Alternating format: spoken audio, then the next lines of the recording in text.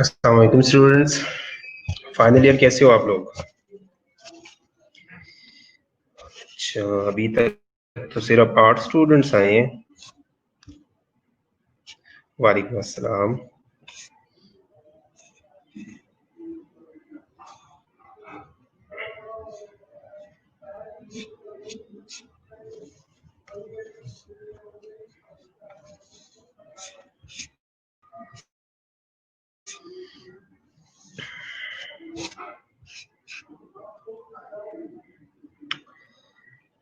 Okay students, last lecture में किसी का कोई इशू, लास्ट लेक्चर में अगर कोई भी क्वेश्चन हो तो आप लोग पूछ लो, ठीक है?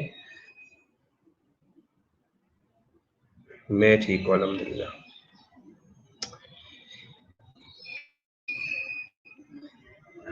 लास्ट लेक्चर में कोई इशू?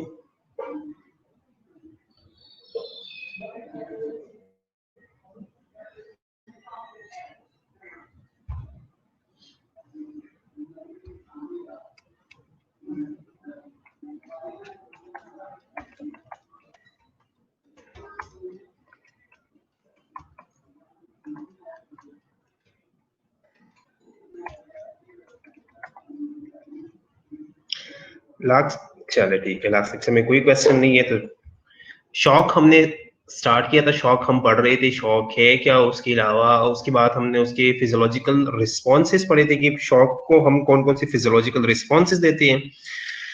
उसके बाद हमने शौक के स्टेजेस पढ़े थे। शौक के 2 स्टेजेस हमने पढ़े हैं, स्टेज 1, स्टेज 2 और अच्छा 2 स्टेजेस जो है वो हमने फर्दर भी पढ़े थे, ठीक है? एक जो है वो कंपनसेटेड है, दूसरा जो है वो डीकंपनसेटेड है। कंपनसेटेड आप लोगों का एडवाइजर आई थिंक मिस मैविश है, कंफर्म नहीं है मुझे, लेकिन मुझे मिस मैविश, आई थिंक मिस मैविश है, ठीक है? अच्छा, कंपनसेटरी स्टेज में हमने क्या पढ़ा था कि इसमें सारे कंपनसेटरी मैकेनिज्म जितने भी है, जिस तरह हमारा रास सिस्टम है, जिस तरह हमारा जो है वो कैटेकोलामीन्स है, हमारा सिंपैथेटिक सिस्टम है, वो सारी चीजें एक्टिवेट होके पेशेंट को या जो क्लाइंट है हमारा वो नॉर्मलाइज हो जाता है, ठीक है?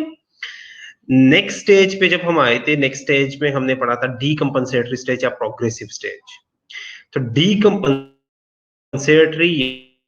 या प्रोग्रेसिव स्टेज में हमने क्या पढ़ा था कि यहाँ पे सारी कंपनसेटरी मैकेनिज्म्स जो है वो फेल हो जाते हैं, ठीक है? हमने टिपिकल कॉज को मालूम करके, टिपिकल कॉज को फाइंड करके उसको ट्रीट करना है। आज हम इंशाल्लाह पढ़ेंगे स्टेज 3,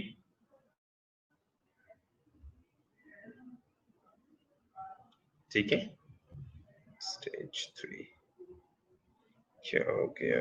पीपीटी क्यों शो नहीं हो रही?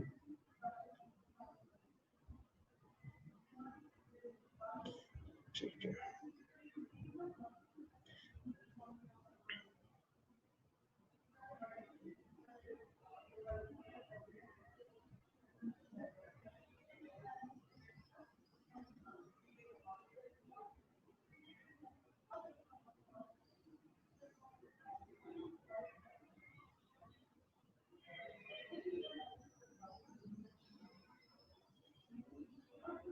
ठीक है।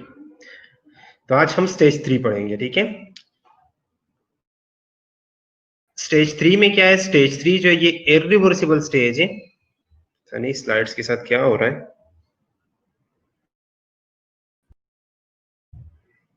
स्लाइड्स कौन चेंज कर रहा है?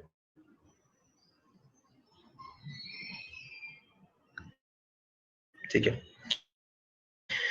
स्टेज 3 हम पढ़ेंगे आज। स्टेज 3 जो है ये इरिवर्सिबल स्टेज है। In a final irreversible even if metabolic, circulatory and inflammatory derangement are corrected. Stage 3 irreversible stage जो है ये फाइनल इरिवर्सिबल स्टेज है। इसके अंदर सेलुलर और टिश्यू इंजरी इतनी सिवियर हो जाती है कि अगर हम मेटाबॉलिक, सर्कुलेटरी और इंफ्लेमेटरी डी अरेंजमेंट को करेक्ट भी करते तो तब भी पेशेंट जो है वो सर्वाइव नहीं कर सकता, ठीक है? फाइनल इरिवर्सिबल स्टेज में सेलुलर और टिश्यू इंजरी इतनी सिवियर हो जाती है कि अगर हम मेटाबॉलिक, सर्कुलेटरी और इन्फ्लेमेटरी डीअरेंजमेंट को करेक्ट भी करते हैं ना, तब भी पेशेंट जो है वो सर्वाइव नहीं करता, पेशेंट जो वो सस्टेनेबल नहीं होती। और यहां पे मल्टी ऑर्गन डिस्फंक्शन सिंड्रोम जो ये एविडेंट हो जाता है, ये प्रोमिनेंट हो जाता है, सारे ऑर्गन जो है वो अफेक्ट कर जाते हैं। तो ये जो हम जजमेंट करते हैं, ये जो हम एक टैग लगाते हैं कि ये शॉक अब इरिवर्सिबल स्टेज में है, ये हम किस चीज की बेस पे लगाते हैं? ये जो इरिवर्सिबिलिटी का टैग है ना, ये हमने रेट्रोस्पेक्टिवली पेशेंट को देखना है। हमने देखना है कि ये जो हम ट्रीटमेंट दे रहे हैं पेशेंट को, ये जो हम पेशेंट को ट्रीट कर रहे हैं, पेशेंट जो है वो रिस्पॉन्ड कर रहा है कि नहीं कर रहा। तो अगर पेशेंट जो है वो रिस्पॉन्ड नहीं कर रहा किसी भी ट्रीटमेंट को, तो हम कहते हैं कि पेशेंट जो है अब इरिवर्सिबल स्टेज में। ठीक है, यहां तक समझ आ गई?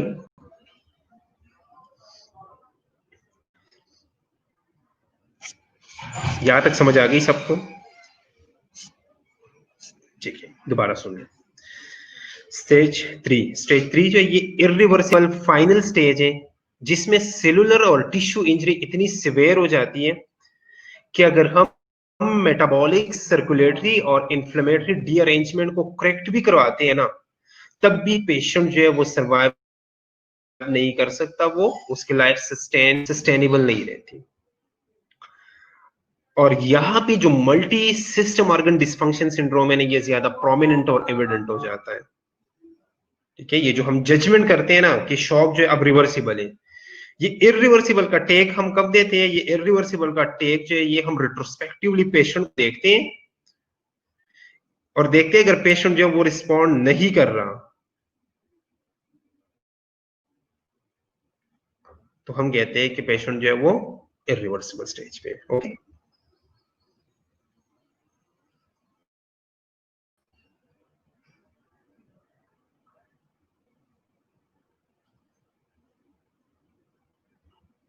ओके, ये एक दफा पढ़ लो। ये स्लाइड आप लोगों के सामने है, clinical finding in stages of shock. एक दफा ये रीड कर लो।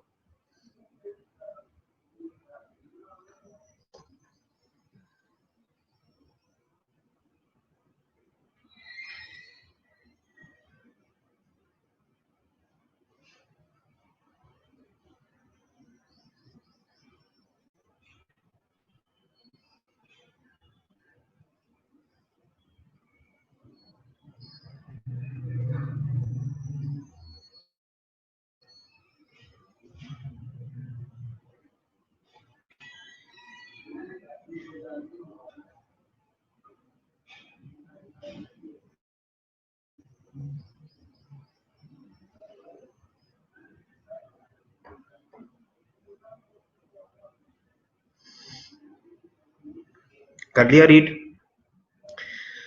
चले देखते हैं। इसमें 4 कॉलम्स हैं।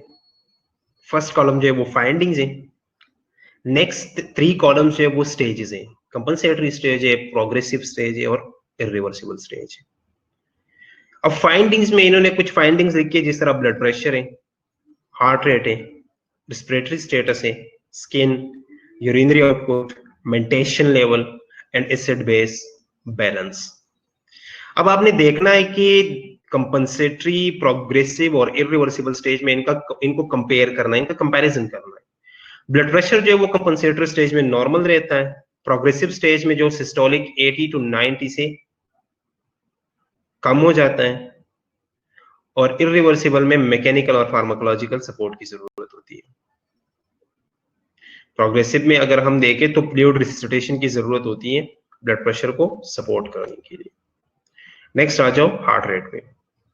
हार्ट रेट कंपनसेटरी में जो है वो अबव 100 होता है, प्रोग्रेसिव में अबव 150 होता है, और इरिवर्सिबल स्टेज में एरेटिक होता है या एसिस्टोली आता है। इसे एसिस्टोल नहीं कहते, इसे एसिस्टोली कहते हैं। ठीक है, तो एसिस्टोली स्टार्ट हो जाता है। एसिस्टोली का मतलब है कि सिस्टोल बिल्कुल खत्म हो जाता है, नियरली खत्म। थर्ड पॉइंट जो है या थर्ड पॉइंट फाइंडिंग जो है वो है रिस्पिरेटरी स्टेटस। अब रिस्पिरेटरी स्टेटस अगर हम देखें तो कंपनसेटरी स्टेज में मोर देन 20 ब्रेथ्स पर मिनट से, और अगर कार्बन डाइऑक्साइड को देखें, partial pressure of carbon dioxide is less than 32 mmHg. Then in progressive stage, rapid and shallow respiration with crackles, partial pressure of oxygen is less than 80, but partial pressure of carbon dioxide is more than 45. और irreversible में mechanical ventilation और oxygenation की जरूरत है। फिर compensatory में अगर skin को देखें तो कोल्ड क्लेमी स्किन है, प्रोग्रेसिव में मोटल और पिटेकी आते हैं, और इरिवर्सिबल जॉइंट से। यूरिनरी आउटपुट जो है फर्स्ट स्टेज में डिक्रीज हो जाता है, नेक्स्ट स्टेज में जो है वो 0.5 ml पर केजी पर आर हो जाता है, और लास्ट स्टेज पे जो है वो इनयूरिक हो जाता है, बिल्कुल डायलिसिस की जरूरत होती है। फिर अगर नेक्स्ट हम मेंटल मेंटेशन लेवल को देख ले तो कंपनसेटरी में बंदा कंफ्यूज हो जाता है, प्रोग्रेसिव में लेथार्जिक होता है, और इरिवर्सिबल में बिल्कुल अनकॉन्शियस हो जाता है। एसिड बेस बैलेंस देखो, रेस्पिरेटरी अल्कलोसिस है कंपनसेटरी मैकेनिज्म में, कंपनसेटरी स्टेज के अंदर। प्रोग्रेसिव जो है वो है मेटाबॉलिक एसिडोसिस, और इरिवर्सिबल में प्रोफाउंड एसिडोसिस। ठीक है,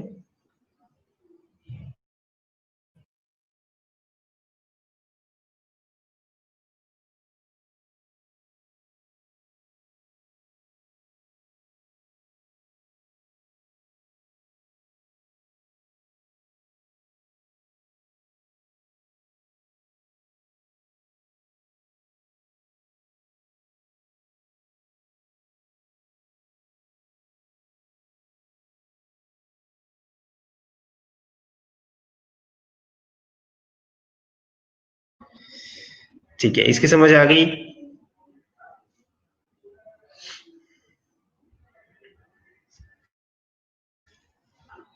या था कोई क्वेश्चन?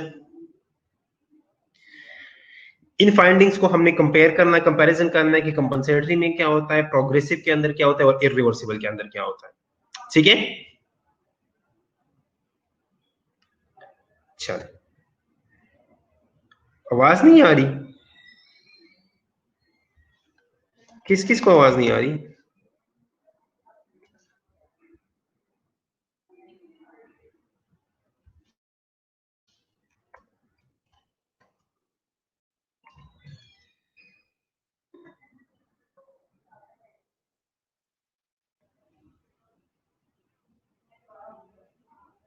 अच्छा, मोटल स्किन क्या है? एक बच्ची का क्वेश्चन है कि मोटल स्किन क्या है। मोटल स्किन जो है ये पेचेस बन जाती है स्किन के ऊपर, स्किन के ऊपर जो इरेगुलर कलर्स आ जाते हैं। ठीक है, इसको लिवेडो रेटिकुलरिस भी कहते हैं। ठीक है, लिवेडो रेटिकुलरिस।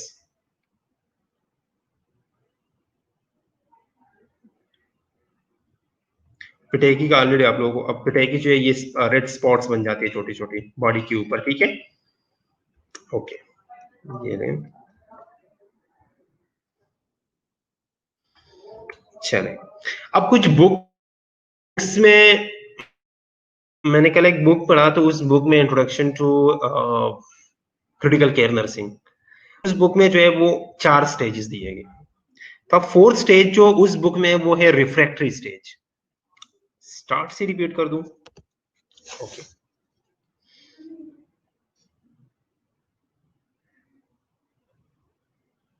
ठीक है, यास्मीन कह रही है कि स्टार्ट से रिपीट कर दे। ठीक है, तो स्टार्ट से दोबारा सुन लो एक दफा। स्टेज 3 जो है ये इरिवर्सिबल स्टेज है। कल हमने जो लास्ट टाइम हमने स्टेज 2 तक पढ़ा था। ठीक है, आज हमने स्टेज 3 पढ़ना है, स्टेज 3 ऑफ शॉक। स्टेज 3 जो है ये इरिवर्सिबल स्टेज है, इसको हम, ये फाइनल स्टेज है शॉक का। इसमें सेलुलर और टिश्यू इंजरी इतनी सिवियर हो जाती है कि अगर हम मेटाबॉलिक, सर्कुलेटरी और इन्फ्लेमेटरी रीअरेंजमेंट को करेक्ट भी करते हैं तब भी पेशेंट जो है वो सस्टेन नहीं कर सकता, सर्वाइव नहीं कर सकता। यहां तक समझ आ गई? ये वो स्टेज है जिसमें मल्टी सिस्टम ऑर्गन डिस्फेलियर सिंड्रोम जो है ये प्रोमिनेंट और एविडेंट हो जाता है। और ये जो हम टैग लगाते हैं ना इरिवर्सिबिलिटी का, कि अब पेशेंट जो है वो इरिवर्सिबल स्टेज पे है, ये हम कैसे लगाते हैं? ये हम रिट्रोस्पेक्टिवली पेशेंट को देखते हैं कि आया पेशेंट जो है, ये जो हम ट्रीटमेंट देते हैं, ये जो हम मेडिसिन देते हैं, जो हम मेडिकेशन करते हैं, इसको पेशेंट रिस्पॉन्ड करता है कि नहीं। तो अगर पेशेंट रिस्पॉन्ड नहीं कर रहा तो हम कहते हैं कि पेशेंट अब इरिवर्सिबल स्टेज में। ठीक है। नेक्स्ट जो है वो क्लिनिकल फाइंडिंग्स है। डिफरेंट फाइंडिंग्स लिखी हुई है, 4 कॉलम्स बनी है। फर्स्ट कॉलम में जो वो फाइंडिंग्स है, बाकी 3 कॉलम्स है वो 3 स्टेजेस है, कंपनसेटरी, प्रोग्रेसिव और इरिवर्सिबल स्टेज। अब आप लोगों ने देखना है कि ब्लड प्रेशर पे कौन कौन से इफेक्ट्स आते हैं, ब्लड प्रेशर कंपनसेटरी में कितना होता है, प्रोग्रेसिव में कितना होता है, रिवर्सिबल में कितना होता है। बट इस तरह बाकी सारे भी देखने हैं, heart rate, respiratory status, skin, urinary output, मेंटेशन, acid disbalance, सारी चीजें आपने देखनी है कि कंपनसेटरी में कितना है, प्रोग्रेसिव में कौन कौन सी चेंजेस आ रही है और इरिवर्सिबल में कौन कौन सी चेंजेस आ रही है। ठीक है, तो ये 2 स्लाइड्स अभी हमने पढ़े हैं। नेक्स्ट, कुछ बुक्स में जो है वो शॉक के 4 स्टेजेस दिए गए हैं, रिफ्रैक्टरी स्टेज भी उसमें इंक्लूडेड है। रिफ्रैक्टरी स्टेज क्या है? रिफ्रैक्टरी स्टेज जो है ये प्रोलॉन्ग इनएडिकेट टिश्यू परफ्यूजन, जब इन टिश्यू परफ्यूजन जो है वो इनएडिकेट हो प्रोलॉन्ग टाइम के लिए, ज्यादा टाइम के लिए। आवाज नहीं आ रही? आवाज तो यहाँ से ठीक है, आप लोग अपना नेट कनेक्शन चेक कर लें।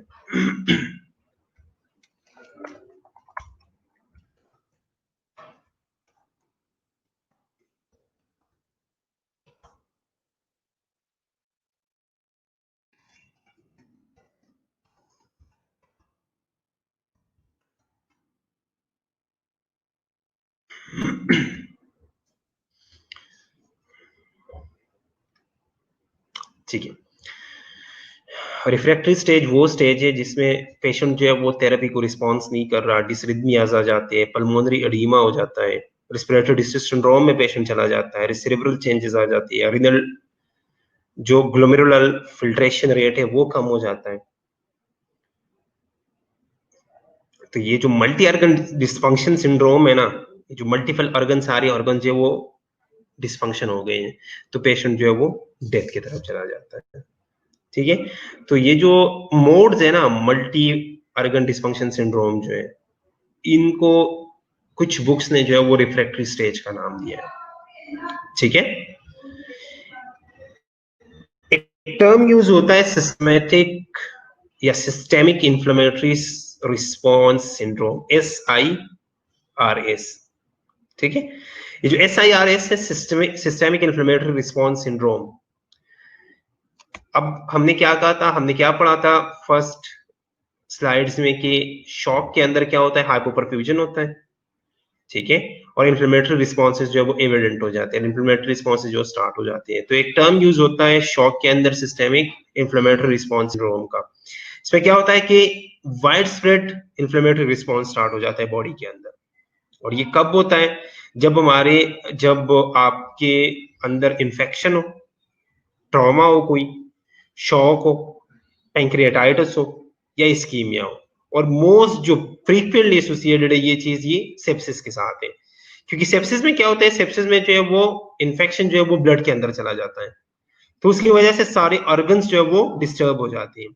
तो सिस्टेमिक इन्फ्लेमेटरी रिस्पॉन्स जो है ये शॉक के अंदर आता है, पैंक्रियाटाइटिस के अंदर आ सकता है, इस्कीमिया के अंदर आ सकता है, और किसी ट्रॉमा या इन्फेक्शन की वजह से भी हो सकता है। ठीक है, यहां तक किसी को कोई इशू?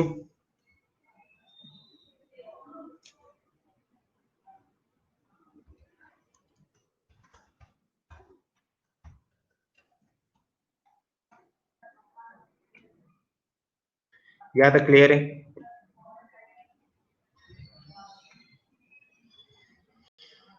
ओके, फिर हम गोल्स ऑफ शॉक ट्रीटमेंट। अब हम शॉक को ट्रीट कर रहे हैं, हमारा गोल क्या है, ट्रीटमेंट में हमारा गोल क्या होता है? तो हमारा मेन जो गोल है वो है ऑर्गन परफ्यूजन, टिश्यू परफ्यूजन को एक्यूरेट करना, एडिकेट करना। नेक्स्ट, ऑक्सीजनेशन लेवल को इंप्रूव करना। और जो इन्फ्लेमेटरी रिस्पॉन्स स्टार्ट हो गए, इन्फ्लेमेटरी रिस्पॉन्सेस को कम करना। हमारा गोल क्या होता है? टिश्यू परफ्यूजन को एडिकेट करना, ऑक्सीजनेशन को मेंटेन करना और इन्फ्लेमेटरी रिस्पॉन्सेस को कम करना। ठीक है, अब जितना जल्दी हम रिस्पॉन्स करेंगे, जितना जल्दी हम उस चीज को फाइंड करके, अंडरलाइन कॉज को फाइंड करके उसको ट्रीट करेंगे, इतने ज्यादा चांसेस होंगे पेशेंट की सर्वाइवल। तो स्पेशली सेप्टिक शॉक में हमें फर्स्ट 6 आवर्स के अंदर अंदर शॉक की स्टेज को आइडेंटिफाई करके उसे ट्रीट करना चाहिए, क्योंकि अगर सेप्टिक शॉक में 6 घंटे से ज्यादा हम टाइम लेंगे तो पेशेंट जो है वो हमारे हाथों से निकल जाएगा, वो उसकी डेथ जो है वो डेथ के चांसेस इंक्रीज हो जाते हैं। तो जितना जल्दी आप रिस्पॉन्स करोगे उतना जो है वो पेशेंट की सर्वाइवल के चांसेस ज्यादा होंगे। जनरल मैनेजमेंट की तरफ हम आते हैं। General management strategies of shock. आपने रेस्पिरेटरी सिस्टम को सपोर्ट करना है सप्लीमेंटल ऑक्सीजन के साथ या मैकेनिकल वेंटिलेशन के साथ, क्योंकि हमारा काम क्या है, टिश्यू परफ्यूजन को एडिकेट करना। तो टिश्यू परफ्यूजन या ऑक्सीजनेशन को हम किस तरह इंप्रूव कर सकते हैं, हमने सप्लीमेंटल ऑक्सीजन देना, चाहे वो आप मास्क से दो, चाहे जो है वो आप किसी नेजल कैनोला से दो, और या अगर आपने मैकेनिकल वेंटिलेशन से देना है, मैकेनिकल वेंटिलेटर से देना है, तो आप उससे भी दे सकते हो। नेक्स्ट जो आपने करना है, इंट्रावेस्कुलर वॉल्यूम को रिस्टोर करने के लिए आपने फ्लूइड रिप्लेसमेंट करनी है, ठीक है। कार्डियक फंक्शन को नॉर्मलाइज करने के लिए वेजोएक्टिव मेडिकेशंस देनी है, और साथ साथ आपने न्यूट्रिशनल सपोर्ट देना है, क्योंकि पेशेंट की मेटाबॉलिक रिस्पॉन्सेज जो है वो भी आपने फुलफिल करनी है। क्योंकि कभी कभार शॉक के अंदर क्या होता है, शॉक के अंदर मेटाबॉलिक रिक्वायरमेंट जो है वो ड्रामेटिकली इंक्रीज हो जाता है, वो बहुत ज्यादा इंक्रीज हो जाती है, तो आपने साथ साथ उसको न्यूट्रिशनल सपोर्ट भी देना है। फ्लूइड रिप्लेसमेंट में हम क्या क्या दे सकते हैं, हमारे पास दो तरह के फ्लूइड्स होते हैं, क्रिस्टलाइड्स और कोलाइड्स। क्रिस्टलाइड्स और कोलाइड्स में क्या फर्क है?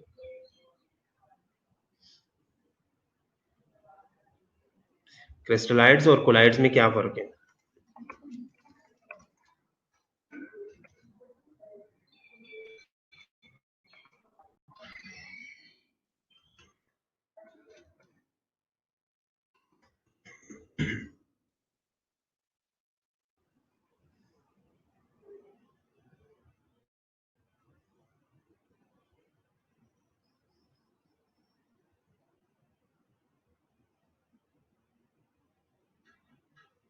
क्रिस्टलाइड्स और कोलाइड्स में क्या फर्क है?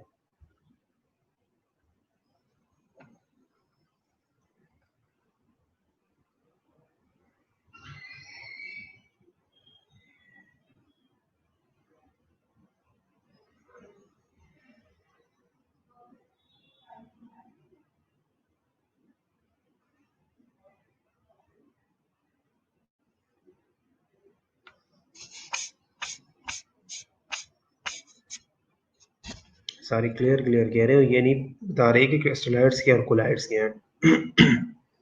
चले, तो फ्लूइड रिप्लेसमेंट में हम क्रिस्टलाइड्स और कोलाइड्स दे सकते हैं, ठीक है। कोलाइड क्रिस्टलाइड्स क्या है? क्रिस्टलाइड्स जो है इलेक्ट्रोलाइट सॉल्यूशंस जितने भी हैं, ये क्या है, ये क्रिस्टलाइट सॉल्यूशन है। Electrolyte solution that move freely between intravascular and interstitial space, ठीक है। क्रिस्टलाइड्स वो सॉल्यूशन है जो कि इंटरस्टिशियल और इंट्रावेस्कुलर के दरमियान वो फ्रीली मूव कर सकता है, जिस तरह नॉर्मल सलाइन है, डेक्स्ट्रोज वाटर है, रिंगर लिक्टेट है, ये सारे क्या है, ये क्रिस्टलाइड सॉल्यूशन है। नेक्स्ट जो है वो कोलाइड सॉल्यूशन है। कोलाइड जो है वो लार्ज मॉलिक्यूल्स है, जिस तरह ब्लड और ब्लड कंपोनेंट्स है, पैक रेड ब्लड सेल्स है, फ्रेश फ्रोजन प्लाज्मा है, प्लेटलेट्स है, ये फ्रीली जो है ये इंट्रावेस्कुलर और इंटरस्टिशियल स्पेस के दरमियान मूव नहीं कर सकता, ये नहीं कर सकते मूव, ठीक है। तो दो तरह के फ्लूइड्स हम दे सकते हैं, क्रिस्टलाइड्स और कोलाइड्स। कोलाइड्स जो है वो मूव नहीं करते इंटरस्टिशियल और इंटरवेस्कुलर के दरमियान फ्रीली, और क्रिस्टलाइड जो है वो कर सकते हैं। कोलाइड्स नहीं कर सकते, क्रिस्टलाइड्स कर सकते हैं। क्रिस्टलाइड्स के अंदर जो है ये नॉर्मल सलाइन, रिंगर लिक्टेट और डिक्सट्रोज वगैरह आते हैं। कोलाइड्स के अंदर जो है वो पेक, ये जो आरबीसीज, फ्रेश फ्रोजन प्लाज्मा, एफएपीज जिसे हम कहते हैं, या प्लेटलेट्स वगैरह आते हैं, ठीक है। अब कॉम्प्लिकेशंस क्या है? कॉम्प्लिकेशंस ये है कि जब हम बार बार फ्लूइड देंगे तो कार्डियोवैस्कुलर के ऊपर जो है वो ओवरलोड आ सकते हैं, पल्मोनरी एडीमा हो सकता है, ठीक है। और नेक्स्ट जो है वो एब्डोमिनल कंपार्टमेंट सिंड्रोम होता है। एब्डोमिनल कंपार्टमेंट सिंड्रोम क्या है? अब what is abdominal compartment syndrome?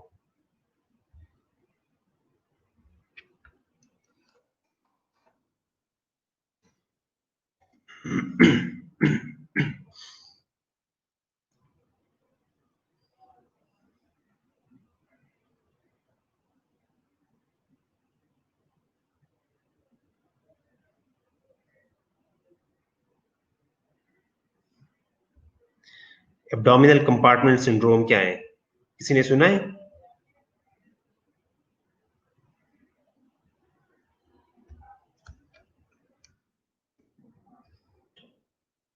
Third spaces में फ्लूइड मूवमेंट, गुड, कुछ हद तक ठीक है।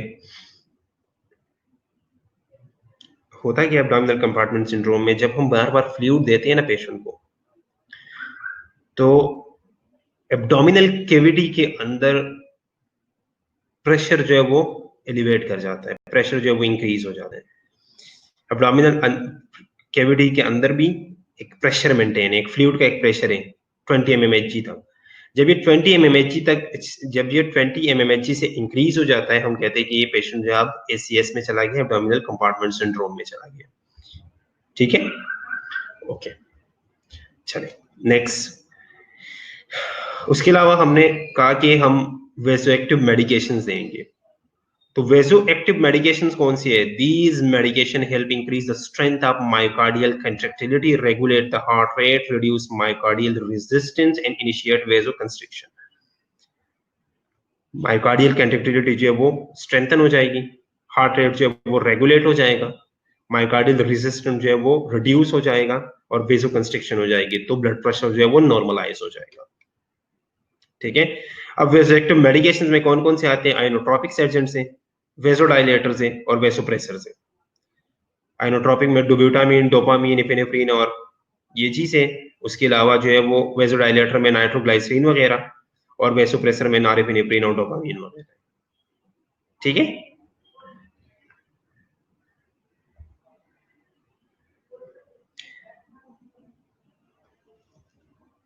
नेक्स्ट नर्सिंग कंसिडरेशंस हमारी क्या है? जब भी आपने वेसोएक्टिव मेडिकेशंस देनी है, आपने किन किन चीजों का ख्याल रखना है? तो जब भी आपने वेसोएक्टिव एजेंट्स देने हैं, आपने एटलीस्ट 15 मिनट्स बाद जो है वो वाइटल साइंस चेक करनी है।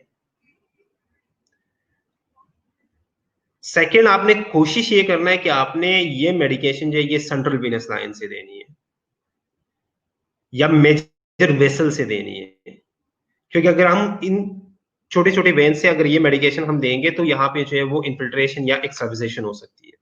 तो कोशिश आपने ये करना है कि सेंट्रल वेनस लाइन से देना है। ठीक है, और थर्ड पॉइंट जो है वो आपने आईवी पंप या आईवी कंट्रोलर का यूज करना है, ताकि पेशेंट जो है वो ओवरडोज से बचे। अगर आप इस तरह आप लगा रहे हो, सीधा आप लगा रहे हो, ठीक है, तो आप एक रिदम में नहीं लगा सकते, एक स्पीड में नहीं लगा सकते, तो आपने आईवी पंप या आईवी कंट्रोलर का यूज करना है, ताकि सेम अमाउंट जो है वो पेशेंट को डिलीवर हो। और फोर्थ पॉइंट जो है वो है, आपने इसे एब्रप्टली कभी भी स्टॉप नहीं करना, क्योंकि इसकी वजह से सिवियर हेमोडायनामिकली इंस्टेबिलिटी आ सकती है। आपने आराम आराम से इसे कम करके स्टॉप करना है। ठीक है, एकदम जो है ये आपने स्टॉप नहीं करना। यहां तक किसी को कोई क्वेश्चन? यहां तक कोई क्वेश्चन?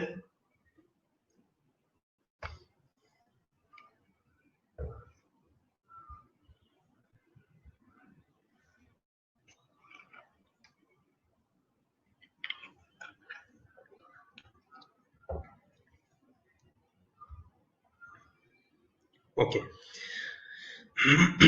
नेक्स्ट हमने न्यूट्रिशनल सपोर्ट देना है। तो न्यूट्रिशनल सपोर्ट में आपने पेरेंटल और एंट्रल न्यूट्रिशन दोनों आप दे सकते हो एज सून एज पॉसिबल। ठीक है, अब पेरेंटल और एंट्रल क्या, पेरेंटल और एंट्रल में क्या फर्क है? What is parental and enteral nutrition?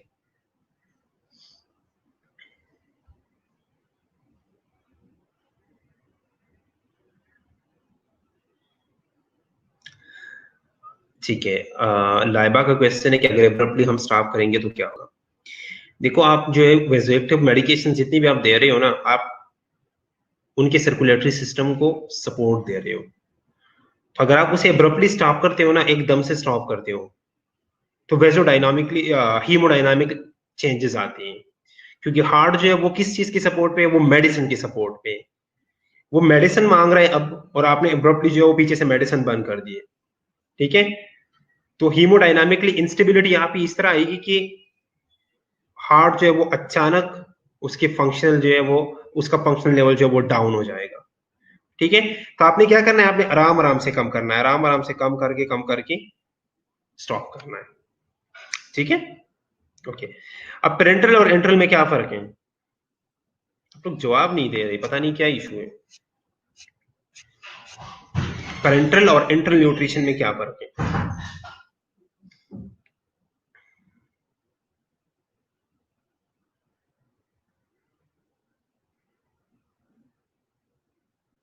Oral and ivy medication, ठीक है। मुझे इस चीज का जवाब दे आप लोग, वेरी गुड। सुना, मुझे ये बताएं आप लोग कि अगर हम मेडिसिन जो है वो, जिस तरह हम रोज खाना खाते हैं, ठीक है, नॉर्मली, ये कौन सा न्यूट्रिशन, ये पेरेंटल है कि एंट्रल है? IV parental, enteral is GI feeding. Sidra, very good. Sheetal, parental nutrition is IV administration of nutrition. Very good शीतल, ठीक है। अच्छा मुझे ये बताएं कि ये जो हम रोज खाना खाते हैं नॉर्मली, ये पेरेंटल न्यूट्रिशन है कि एंट्रल न्यूट्रिशन है? एंट्रल बाय माउथ, ठीक है, वेरी गुड। हेमन, एंट्रल, ठीक है, एंट्रल एंट्रल एंट्रल। अगर मैं कहूँ कि ये एंट्रल न्यूट्रिशन नहीं है, एंट्रल न्यूट्रिशन सपोर्ट नहीं है, तो फिर?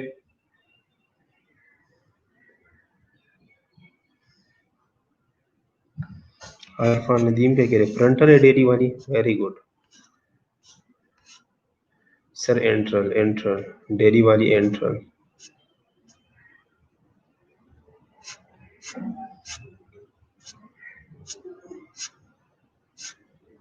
पेरेंटल है, ठीक है। आप सब बिल्कुल ठीक कह रहे हो, पेरेंटल न्यूट्रिशन जो है वो हम आईवी से देते हैं, ठीक है। लेकिन ये जो हम रोज नॉर्मली खाना खाते हैं ना, इसको हम पेरेंटल न्यूट्रिशन सपोर्ट नहीं कह सकते, ठीक है। ये हम ओरली ले लेते हैं, वो नॉर्मल है हमारा। पेरेंटल एंट्रल न्यूट्रिशन सपोर्ट का ये मतलब है कि आप ट्यूब के जरिए देते हो, ये हमेशा याद रखना, ठीक है। तो नॉर्मल जो हम खाना खाते हैं वो सपोर्ट नहीं है, वो एंट्रली हम ले रहे हैं, लेकिन सपोर्ट नहीं है वो किसी ट्यूब के जरिए नहीं है, वो किसी मशीन के जरिए नहीं है, वो कोई रेडीमेड फूड नहीं है, ठीक है, ये याद रखना। ओके, चलिए, तो हमने क्या करना है, पेशेंट को पेरेंटल या एंट्रल न्यूट्रिशन सपोर्ट जो है वो as soon as possible initiate करके देना है, ठीक है। चलिए नेक्स्ट, यहां तक क्लियर है? टाइप्स पे जाएं, यहां तक किसी का कोई question?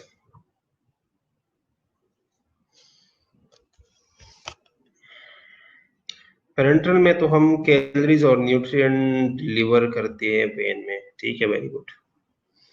नेसोगैस्ट्रिक feeding, parenteral giving nutrient through vein, ठीक है। पेरेंटल यूजिंग जेडिट्रिक फॉर गिविंग न्यूट्रिएंट, ओके, ठीक है सर। टेबलेट ट्यूब के थ्रू तो नहीं देते, उसे किस में कंसिडर, क्या मतलब टेबलेट ट्यूब के थ्रू तो नहीं देते? नहीं नहीं, अगर पेशेंट जो है वो सपोर्ट पे है, चाहे वो एंट्रल सपोर्ट पे है चाहे वो पेरेंटल सपोर्ट पे है, तो आपने, अगर पेशेंट सपोर्ट पे है ना, तो आपने टेबलेट्स भी फिर ट्यूब के थ्रू ही देने हैं, क्योंकि वो इस तरह फिर टॉलरेट नहीं कर सकता, ठीक है। अगर हम सपोर्ट दे रहे हैं तो इसका मतलब ये कि वो टॉलरेट नहीं कर रहा ना, या कोई और इशू है, कोई इंजरी है, कोई फेशियल इंजरी है, कोई नेक में इंजरी है, या कोई डिस्टर्बेंस है नेक के अंदर, माउथ के अंदर, ठीक है, तो हम नहीं दे सकते इस तरह।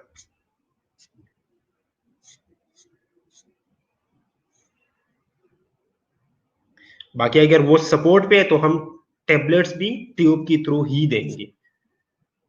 चले, ओके।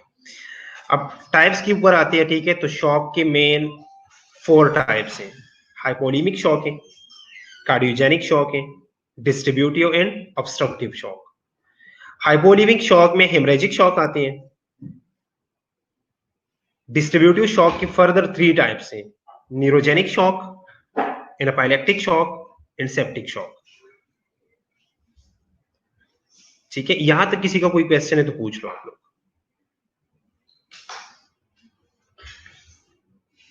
फिर हम टाइप्स स्टार्ट करते हैं।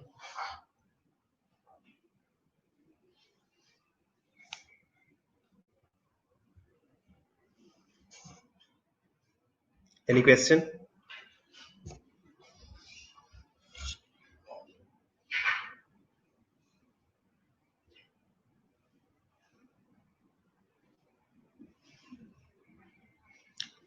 चलिए, सबसे पहले जो है वो है हमारे पास हाइपोवोलेमिक शॉक। ठीक है, hypovolaemic is the name indicate hypovolaemia. ठीक है, वॉल्यूम की कमी है ये। हाइपोवोलेमिक शॉक जो है ये जब भी सर्कुलेटरी ब्लड वॉल्यूम जो है वो कम हो जाता है उसे हम कहते हैं हाइपोवोलेमिक शॉक है। अब मेजर एक्स्ट्रासेलुलर फ्लूइड कौन सा है? चलिए आप लोग मुझे ये तो बताएं, मेजर एक्स्ट्रासेलुलर फ्लूइड कौन सा है?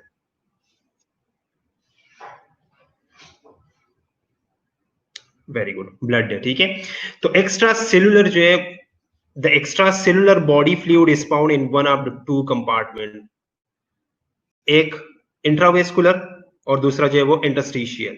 क्योंकि इंटरस्टिशियल जो है ये भी एक्स्ट्रा सेलुलर है और इंट्रावेस्कुलर ये भी एक्स्ट्रा सेलुलर है। इनसाइड द ब्लड वेसल है लेकिन आउटसाइड द सेल्स है।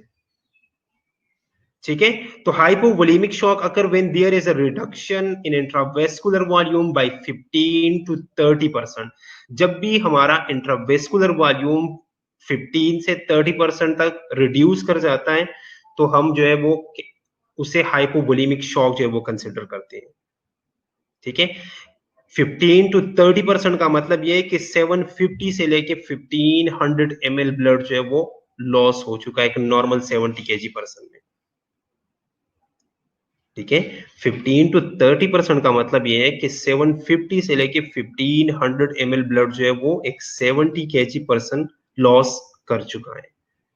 ठीक है, तो जब 750 से 1500 ml ब्लड जो है वो लॉस हो जाता है तो हम कहते हैं कि ये पेशेंट अब हाइपोवोलेमिक शॉक में, हाइपोवोलेमिक स्टेट में।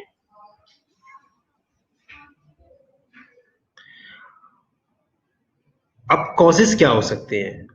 इंट्रावेस्कुलर फ्लूइड या इंट्रावेस्कुलर वॉल्यूम जो है वो कम क्यों हो सकता है? दो तरह की कॉजेस हो सकते हैं, एक जो है वो एक्सटर्नल कॉजेस है और दूसरा जो है वो इंटरनल कॉजेस है। एक्सटर्नल कॉजेस का ये मतलब है कि फ्लूइड जो है वो लॉस हो गया है, कोई ट्रॉमा है, कोई सर्जरी है, वॉमिटिंग हो रही है, डायरिया है, ठीक है, डायूरेसिस है या डायबिटिक इंसिपिडिस है, तो इसमें फ्लूइड जो है वो लॉस हो जाता है। नेक्स्ट जो मेन कॉज है वो इंटरनल कॉज है, जिसमें फ्लूइड जो है वो लॉस नहीं करता, वो शिफ्ट हो जाता है। फॉर एग्जाम्पल इंटरनल कोई हेमरेज है, कोई बर्न है, असाइटिस हो गया, पेरिटोनाइटिस है या डिहाइड्रेशन है, तो ये वो कंडीशंस है जिनमें जो है वो ब्लड या फ्लूइड जो है वो, ब्लड नहीं कह सकते हम, फ्लूइड कहेंगे यहाँ पे, फ्लूइड जो है वो शिफ्ट हो जाता है। दो इंटरनल पैथोफिजियोलॉजी अगर हम देखें तो जैसे ब्लड वॉल्यूम जो है वो डिक्रीज कर जाता है तो वीनस रिटर्न जो है वो कम हो जाएगा। अब वीनस रिटर्न कम हो गया तो स्ट्रोक वॉल्यूम भी कम हो गया। स्ट्रोक वॉल्यूम अगर कम है तो कार्डिक आउटपुट भी कम होगा, और अगर कार्डिक आउटपुट कम हो तो इसका मतलब कि टिश्यू जो है वो सही तरह परफ्यूज नहीं होंगे, टिश्यू को जो है वो ब्लड कम मिलेगा, तो टिश्यू परफ्यूजन जो है यहाँ पे कम हो गया। कॉजेज रिपीट कर दूं? ठीक है, दो तरह की कॉजेज है, इंटरनल कॉजेज है और एक्सटर्नल कॉजेज है। ठीक है, इंटरनल कॉजेज ये है कि फ्लूइड जो है वो शिफ्ट हो जाता है, लॉस नहीं है, फ्लूइड शिफ्टिंग है। जिस तरह इंटरनल कोई हेमरेज हो गया तो ब्लड तो फिर भी बॉडी के अंदर है लेकिन वो शिफ्ट हो गया, अपनी जगह चेंज कर दिया उसने, कहीं और जो है वो शिफ्ट हो गया। बर्न के अंदर जो है वो ब्लड बहुत ज्यादा शिफ्ट होता है। असाइटीज है, ठीक है, असाइटीज में फ्लूइड शिफ्ट होता है। पेरिटोनाइटिस है या डिहाइड्रेशन है। ठीक है, नेक्स्ट जो एक्सटर्नल कॉजेज है, एक्सटर्नल कॉजेज में ये कि बाहर से कोई भी इंजरी, कोई भी ट्रॉमा हो गया या वॉमिटिंग, डायरिया वगैरह है तो इसमें फ्लूइड जो है वो बॉडी से बाहर चला जाता है, तो लॉस कर जाता है वो। ठीक है, अब समझ आ गई? अब भी अगर किसी का कोई क्वेश्चन है तो पूछ लो।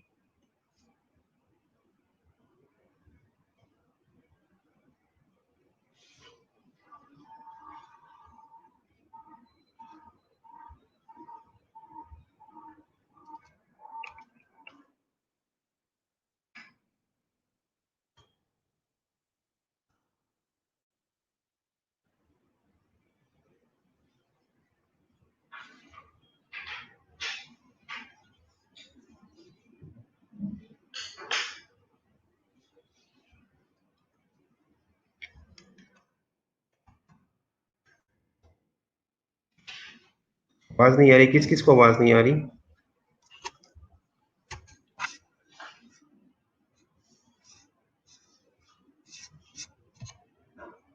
यहाँ तक सबको समझ आ गई? चलिए, अब आपके पास पेशेंट आया, पेशेंट जो है वो हाइपोवोलेमिक शॉक के साथ है, आपने पेशेंट को असेस करना है।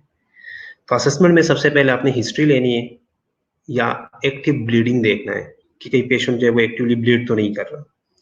ठीक है, नेक्स्ट जो है वो आपने एबीजीज लेवल देखना है। एबीजीज में हम क्या देखते हैं? एबीजीज में आपने देखना है कि पीएच कितना है उसका, उसके बाद उसका पार्शियल प्रेशर ऑफ ऑक्सीजन कितना है, partial pressure of carbon dioxide कितना है, सैचुरेशन लेवल कितना है, और साथ में बाइकार्ब कितना है। ठीक है, नेक्स्ट जो है वो आपने लैक्टेट लेवल देखना है। थर्ड जो है वो आपने सीबीसी करवानी है, हेमोग्लोबिन और हेमेटोक्रेट लेवल देखना है, कोएगुलेशन प्रोफाइल देखनी है उसकी, और साथ साथ में आपने ब्लड शुगर लेवल चेक करना है।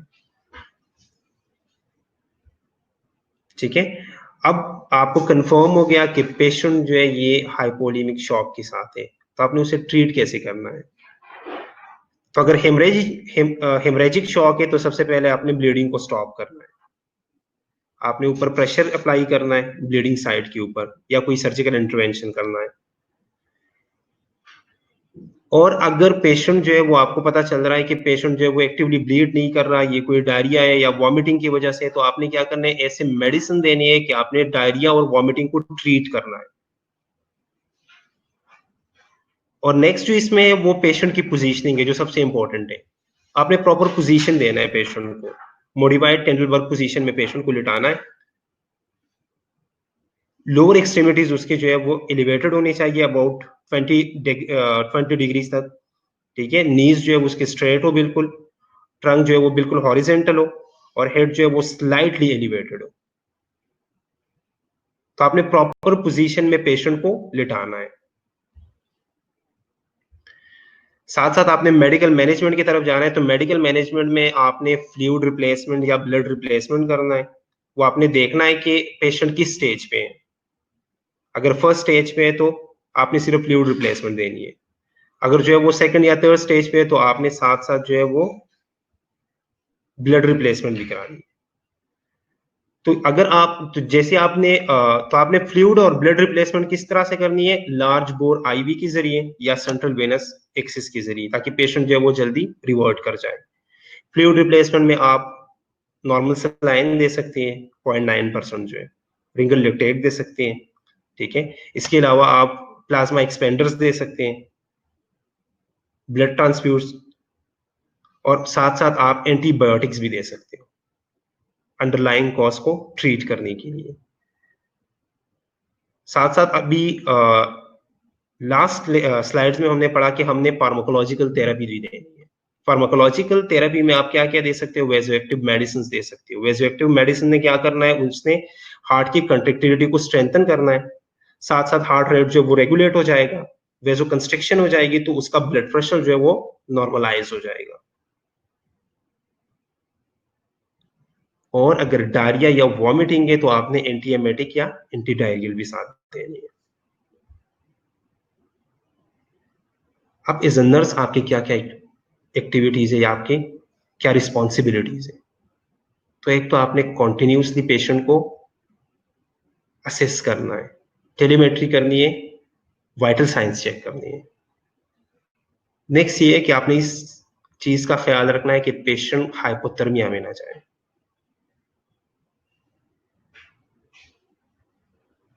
और साथ, क्योंकि आप बार बार जो है वो फ्लूइड दे रहे हो, ज्यादा फ्लूइड दे रहे हो, तो पेशेंट को आपने नॉर्मलाइज रखना है, उसका टेम्परेचर नॉर्मल रखना है। उसे ये भी नहीं है कि आप वार्म ब्लैंकेट दे दो। अगर वार्म ब्लैंकेट आपने दिया तो वार्म ब्लैंकेट की वजह से जो है वो वेसोडाइलेशन हो सकती है। तो अगर वेसोडाइलेशन हुआ तो फिर जो है वो बीपी ड्रॉप करेगा।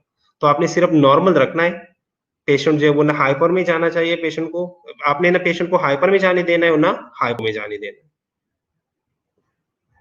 साथ साथ आपने इन्फ्यूजन थेरेपी देनी है, और जो आप ट्रांसफ्यूज कर रहे हो या जो आप मेडिसिन दे रहे हो उसको आपने साथ साथ सर्विलेंस करनी है, उसके साथ साथ आपने देखना है।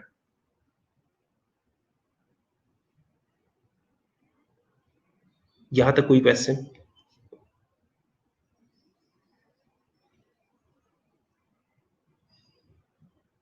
तो वही तो मैं आज भी कह रहा हूं कि ब्लैंकेट नहीं देना। कल भी मैंने यही कहा था कि आपने वार्म ब्लैंकेट नहीं देना, क्योंकि वार्म ब्लैंकेट की वजह से जो है वो वेजोडाइलेशन होगी, और वेजोडाइलेशन की वजह से बीपी जो है वो मजीद ड्रॉप करेगा, तो पेशेंट की कंडीशन और खराब होगी। लेक्चर कैसे डाउनलोड करना है? लेक्चर मैं आप लोगों से शेयर कर लूंगा। ठीक है, अभी फाइनल ईयर में भी आप लोगों का अभी मैं सीसीएन का एक गूगल साइट बना लूंगा। गूगल साइट पे इसे अपलोड करके फिर आप लोग जो है वो कर सकते हैं।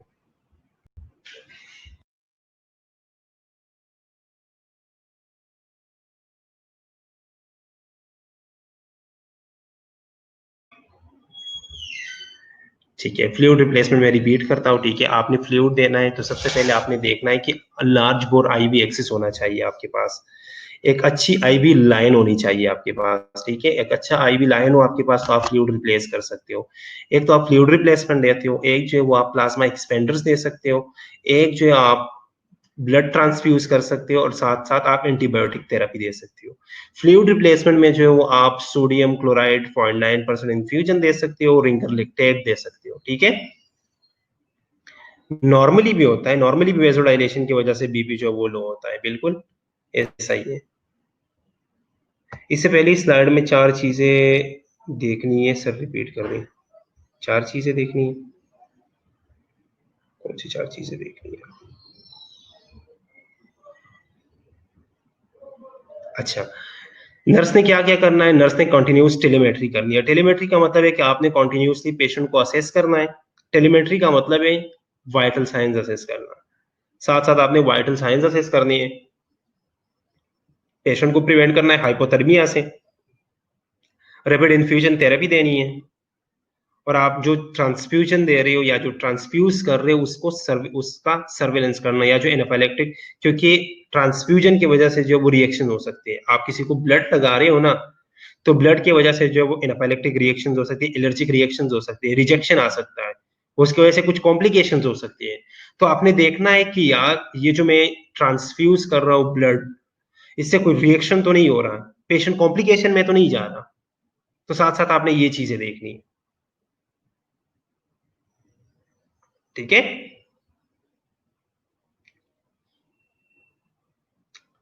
यहां तक कोई क्वेश्चन?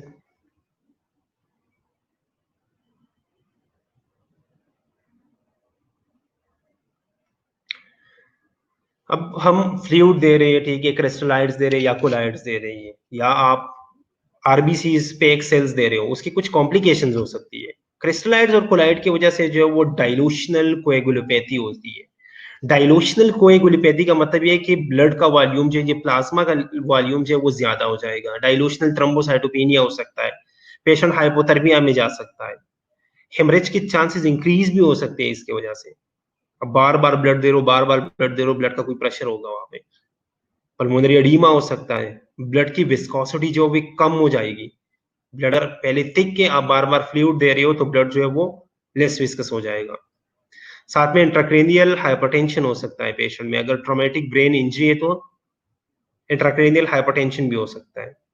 अब आप आरबीसी दे रहे हो बार बार, तो जो बैंक के अंदर ब्लड पड़ा होता है ना, उसका पीएच 6.9 से लेके 7.1 तक होता है, तो एसिडोसिस हो सकता है पेशेंट को, पेशेंट एसिडोसिस में जा सकता है।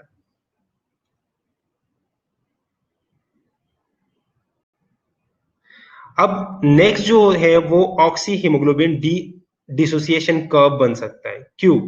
क्योंकि बैंक के अंदर जो ब्लड होता है ना, उसमें डीपीजी जो है वो कम होता है। और उसकी वजह से जो है वो ऑक्सीजन के साथ उसकी एफिनिटी कम होती है। ठीक है, साथ साथ पेशेंट हाइपरकैलेमिया में जा सकता है, इम्यूनोलॉजिक या इन्फेक्शियस कॉम्प्लिकेशन हो सकती है।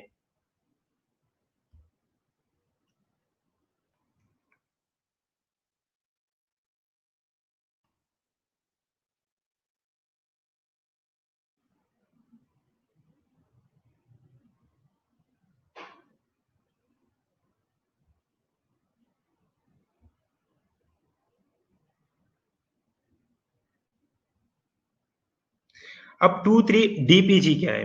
2,3-DPG जो है ये डाइपास्पोग्लाइसरेट है। 2,3-डाइपास्पोग्लाइसरेट, ठीक है। इसका काम क्या है? इसका काम है ऑक्सीजन और हीमोग्लोबिन दोनों की एफिनिटी करना, दोनों को अटैच करना एक दूसरे के साथ। डीजीपी का मतलब क्या है? डीपीजी का, डीजीपी नहीं, डीपीजी का, डाइपास्पोग्लाइसरेट है। ठीक है, तो जो हम बैंक से लेते हैं ना सर, कार्डियोजेनिक रिपीट कर दे, कार्डियोजेनिक, कार्डियोजेनिक तो इसके बाद पढ़ना है।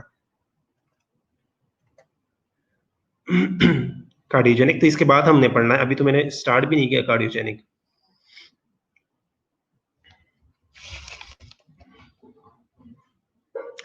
तो जब भी हमने क्रिस्टलाइड्स या कोलाइड्स देने हैं, पेशेंट जो है वो डाइल्यूशनल हो जाता है, डाइल्यूशनल कोआगुलोपैथी हो सकती है, डाइल्यूशनल थ्रोम्बोसाइटोपेनिया हो सकता है, हाइपोथर्मिया में जा सकता है, हेमरेज की चांसेस ज्यादा हो सकते हैं, ब्लड की विस्कोसिटी कम हो सकती है, पल्मोनरी एडीमा हो सकता है, इंट्राक्रेनियल हाइपरटेंशन इंक्रीज हो सकता है।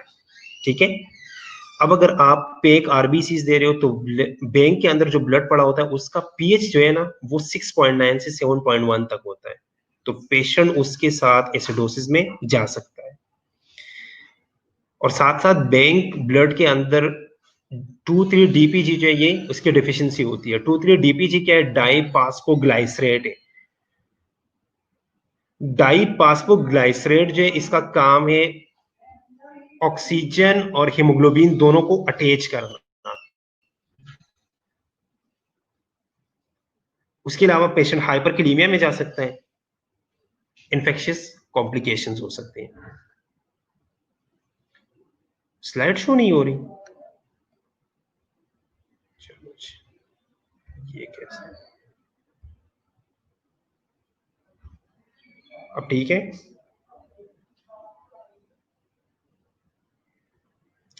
चलिए, यहाँ तक कोई क्वेश्चन किसी का? कल से हम फिर इंशाल्लाह कार्डियोजेनिक पढ़ेंगे। आज का लेक्चर फिर यहाँ पे खत्म कर लेते हैं, अगर किसी का कोई क्वेश्चन है तो पूछ ले।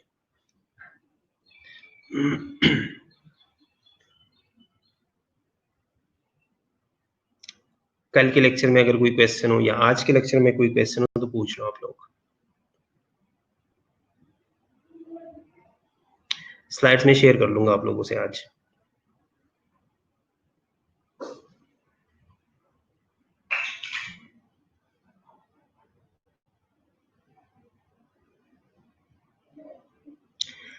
टू थ्री जीडीपी जो है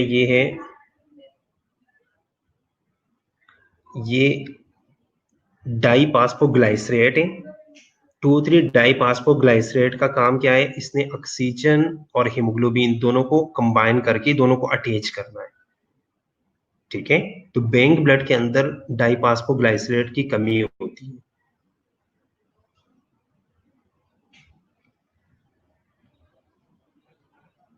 ओके, किस चीज का टाइप दोबारा बताओ?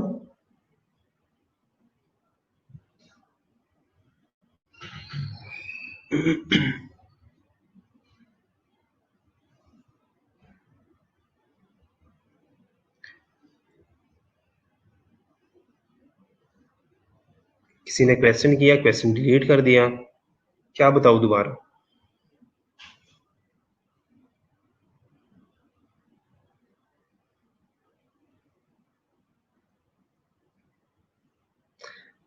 स्लाइड्स आज मैं आप लोगों से शेयर कर लूंगा, किसी का कोई क्वेश्चन हो तो आप लोग पूछ लो।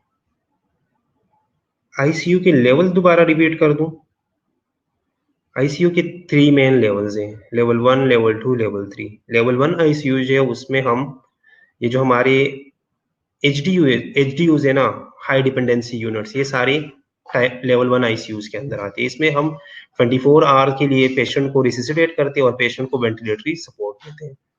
नेक्स्ट जो लेवल 2 है, लेवल 2 में जनरल हॉस्पिटल्स की आईसीयू आती है जिसमें एक रेजिडेंट डॉक्टर और नर्स मौजूद होते हैं। फिर नेक्स्ट लेवल 3 की आईसीयूज है। लेवल 3 आईसीयूज है, इसमें रेफरल हॉस्पिटल्स की आईसीयू आती है जिसमें आपको हर तरह का केयर मिलता है, जिसके साथ फार्मेसी, रेडियोलॉजी सारी जो है वो कनेक्टेड होते हैं। ठीक है, आईसीयू वाली स्लाइड्स भी मैं शेयर कर दूंगा, ठीक है, वो भी मैं अपलोड कर दूंगा। हाइपोवोलेमिक की फर्स्ट स्लाइड रिपीट कर दूं, ठीक है।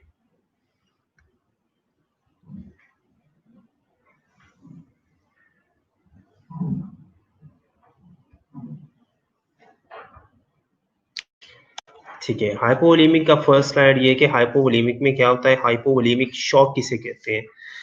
तो जब भी हमारा सर्कुलेटरी ब्लड वॉल्यूम कम हो जाता है उसे हम कहते हैं हाइपोवोलेमिक शॉक। अब यहाँ पे क्वेश्चन ये है कि कितना कम हो जाता है। तो जब हमारा 15 टू 30% इंट्रावेस्कुलर फ्लूइड लॉस हो जाता है, इसका मतलब है 15 टू 30% का मतलब है 750 से लेकर 1500 ml ब्लड जब लॉस हो जाता है तो हम कहते हैं ये पेशेंट जो है वो हाइपोवोलेमिक शॉक में। ठीक है,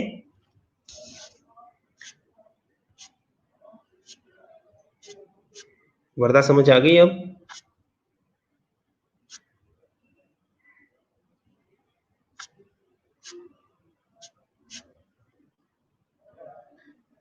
ठीक है, व्हाट्सएप ग्रुप में मैं शेयर कर दूंगा।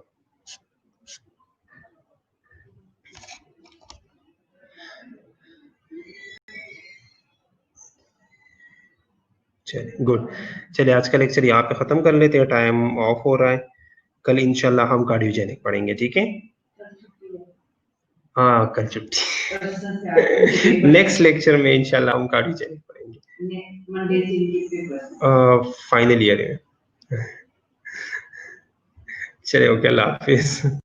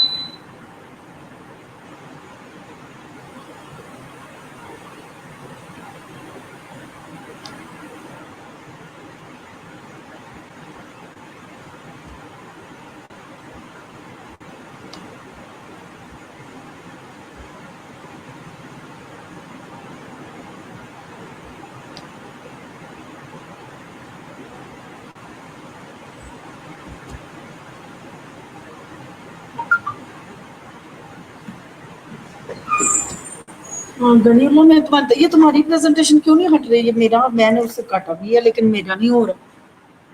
ये देखो, ये मैंने अपनी डाउनलोड की है लेकिन फिर ये आपकी शो हो रही है। इधर आ जाओ। ये देखो, ये लिंक दोबारा हो, हाँ? रीलोड कर देंगे। कितना से? ये अच्छे इधर से। हाँ ये मेरे लगता 2 दफा हो गई। अब क्या करूँ, दोबारा से करूँ? क्यों, मैंने तो डाउनलोड की थी।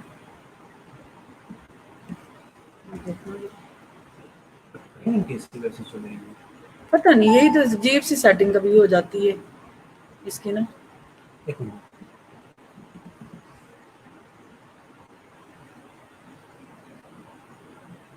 ऑन एयर में आ रही हूँ। तो हो गया था मेरा। नीचे करो।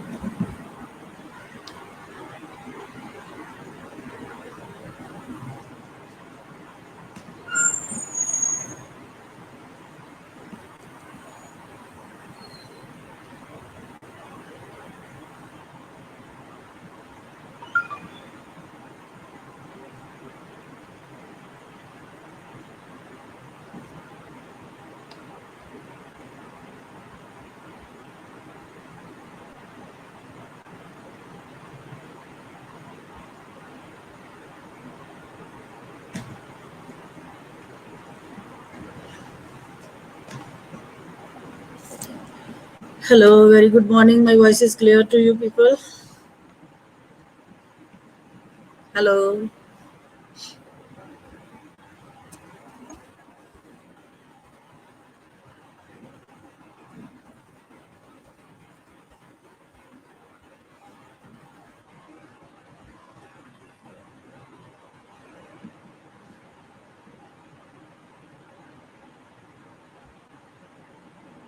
How many of you are present? Only 6 students. Where are others?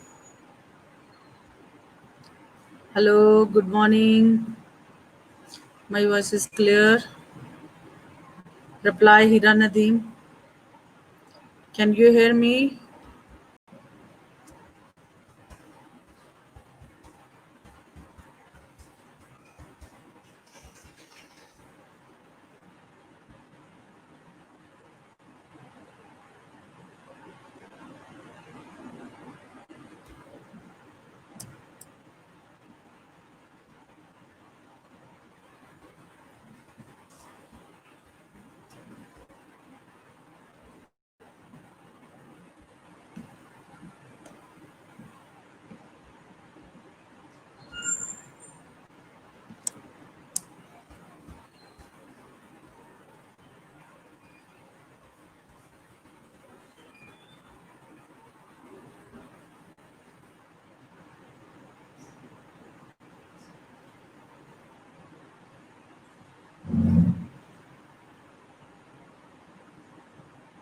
Hello, मेरी आवाज आ रही है? प्लीज रिप्लाई करो।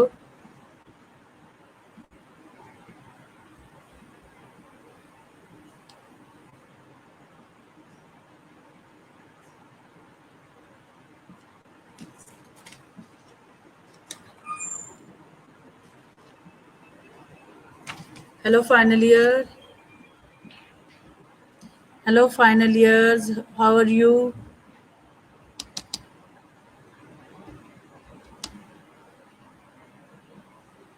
Hello. Hello.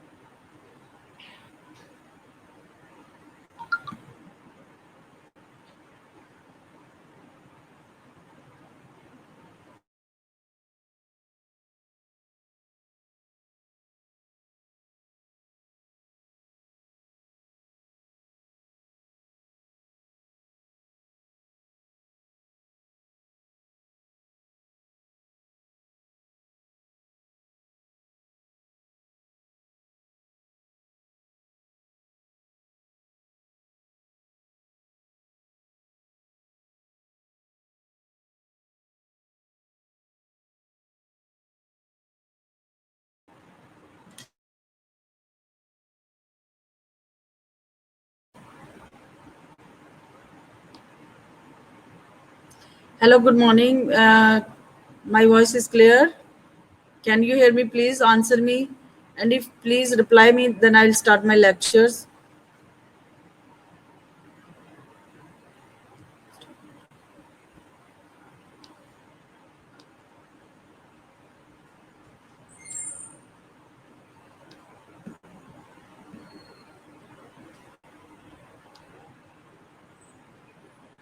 Hello.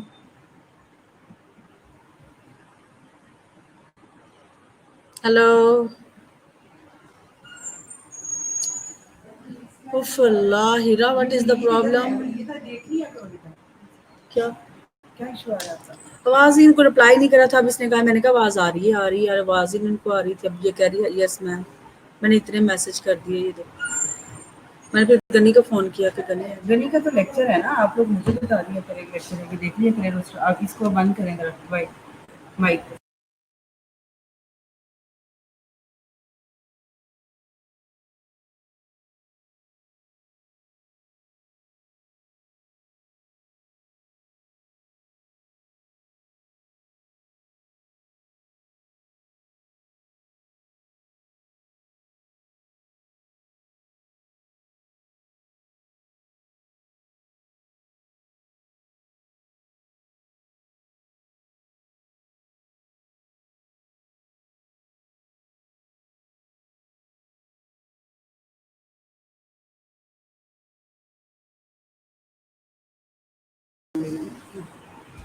और ये आईटी का बंदा है, इसीलिए उसको कुछ दिन मैंने सबके प्रॉब्लम बताया।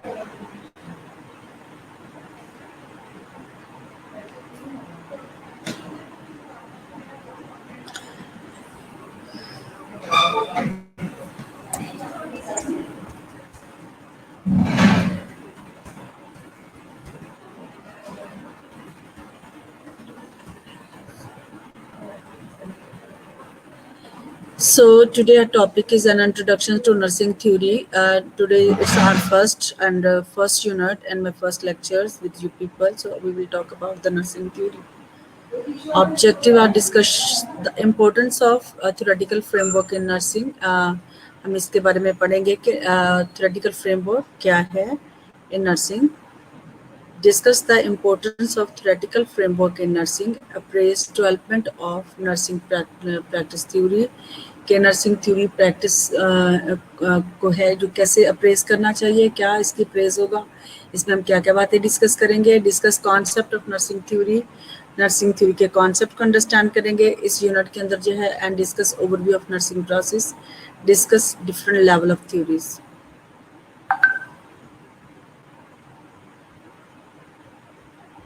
The systematic accumulation of knowledge is essential to progress in any profession. However, theory and practice must be constantly interactive. The systematic accumulations of knowledge is essential to progress in any professions.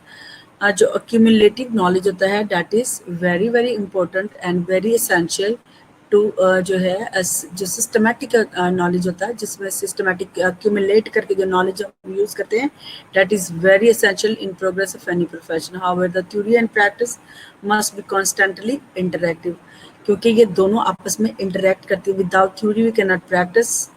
The theory without practice is empty and practice without theory is blind.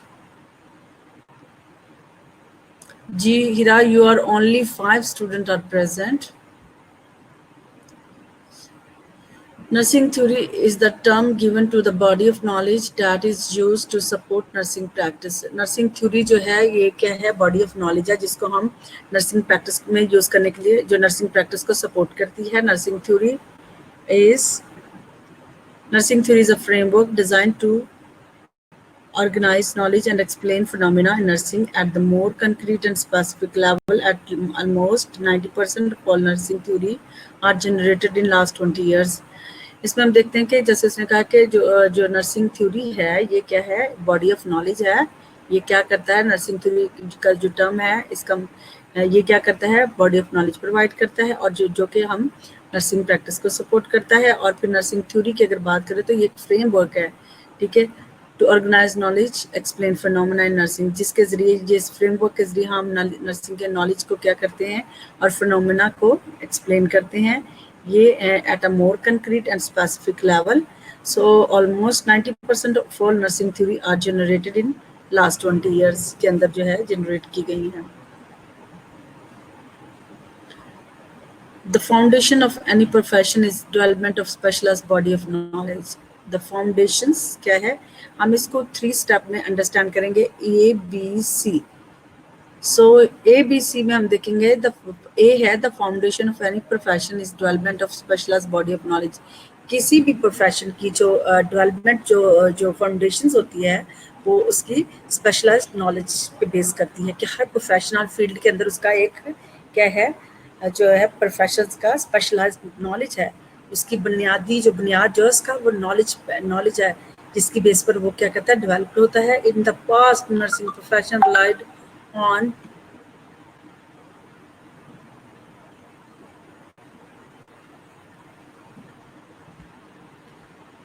so tell to Miss Zubeda, can you hear me please?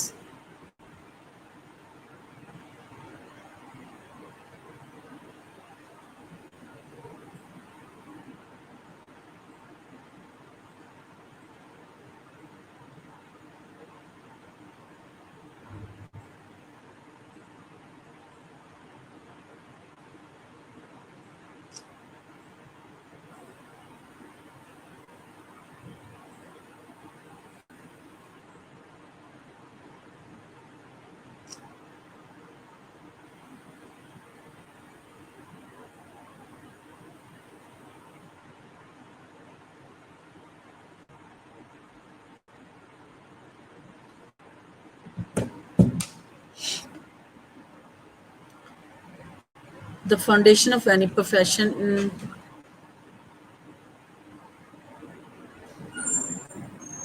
ये बच्चे कह रहे हैं कि मैं हमारा ना वो हो नहीं रहा, बार बार मैंने कहा मिस बादा से बात कर लो बीच में.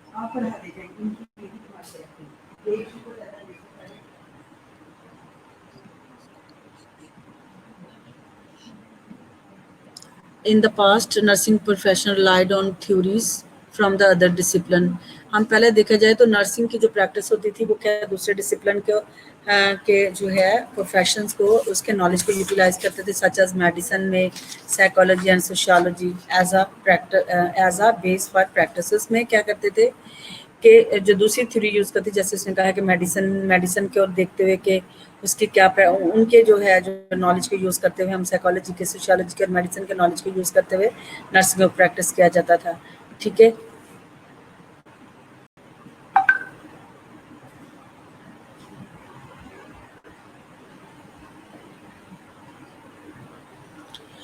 So for nursing to define its activities and develop its research, it must have its own body of knowledge. For the nursing to define its activity, develop it in research, it must have its own body knowledge.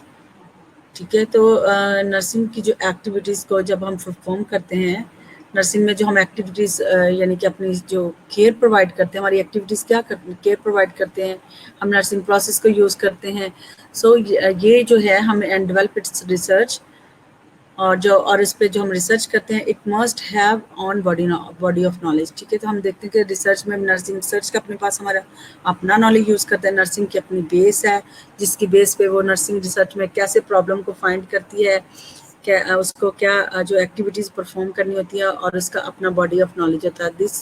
This knowledge can be expressed as a conceptual model and theories. ये जो model है, this knowledge can be expressed as a conceptual model and theories. ठीक है. और ये जो model है हम कैसे यूज़ करते हैं, through the theories, theory conceptual model के जरिए जो है, थ्योरी के कंसेप्चुअल मॉडल के जरिए हम इसको यूटिलाइज करते हैं. Nursing theory and model provide information about, ये किसके बारे में इंफॉर्मेशन प्रोवाइड करते हैं, definition of nursing practice and principal that form the basis for practice and goal and function of the nursing, clarify the scope of nursing practice. ठीक है. जो B category, A category में हमने ये पढ़ा है कि इसमें क्या होता है कि इसका अपना बॉडी ऑफ नॉलेज है, जैसे हर प्रोफेशंस की अपना होती है। तो जैसे पहले उसमें बात की गई कि पहले कैसे करते थे कि अदर प्रोफेशंस की थ्योरी को यूज़ करते हुए क्या करते थे, हम नर्सिंग को प्रैक्टिस करते थे। लेकिन अब हमारे पास क्या है, क्योंकि नर्सिंग की अपनी एक्टिविटीज़ है, अपना रिसर्च जो है, नॉलेज है, जिसकी बेस पर हम इसको प्रैक्टिस करते हैं, और इस knowledge can be expressed as a model and theory. और इस मॉडल जो थ्योरीज के मॉडल के बेस पर हम जो है नॉलेज को अपने एक्सप्रेस करते हैं। समझ आ गया? एक है। और बी जो है nursing theory and model provide information. Nursing theories and model जो वो हमें क्या इंफॉर्मेशन देते हैं, डेफिनेशन ऑफ नर्सिंग, हमें पता है कि नर्सिंग क्या है और नर्सिंग प्रैक्टिस क्या है, principal that form the basis of for practice, और इसकी जो है, और इसके लिए जो है क्या प्रिंसिपल, प्रैक्टिस करने के लिए क्या प्रिंसिपल होने चाहिए, बेसिक प्रिंसिपल क्या है, goal and function of nursing क्या है, clarify scope of nursing practice है। इसका स्कोप ऑफ प्रैक्टिस आपको क्लियर पता है कि इसको क्या स्कोप है, इसमें एजुकेशन क्या है, हम कैसे प्रैक्टिस कर सकते हैं, तो हम इसके स्कोप से भी फेमिलियर हैं। हमें ये भी पता है नर्सिंग क्या है, नर्सिंग प्रैक्टिस क्या है, इसके क्या प्रिंसिपल टू प्रैक्टिस हैं, गोल फंक्शन ऑफ नर्स के क्या होने चाहिए, and scope of nursing practice क्या है। उम्मीद है कि समझ आ गई। Hira, you are only one connected with me and responding. Only you are the one, okay? So scope of nursing practice is the range of role, function, responsibility and activities which a registered nurse is educated, competent and has authority to perform.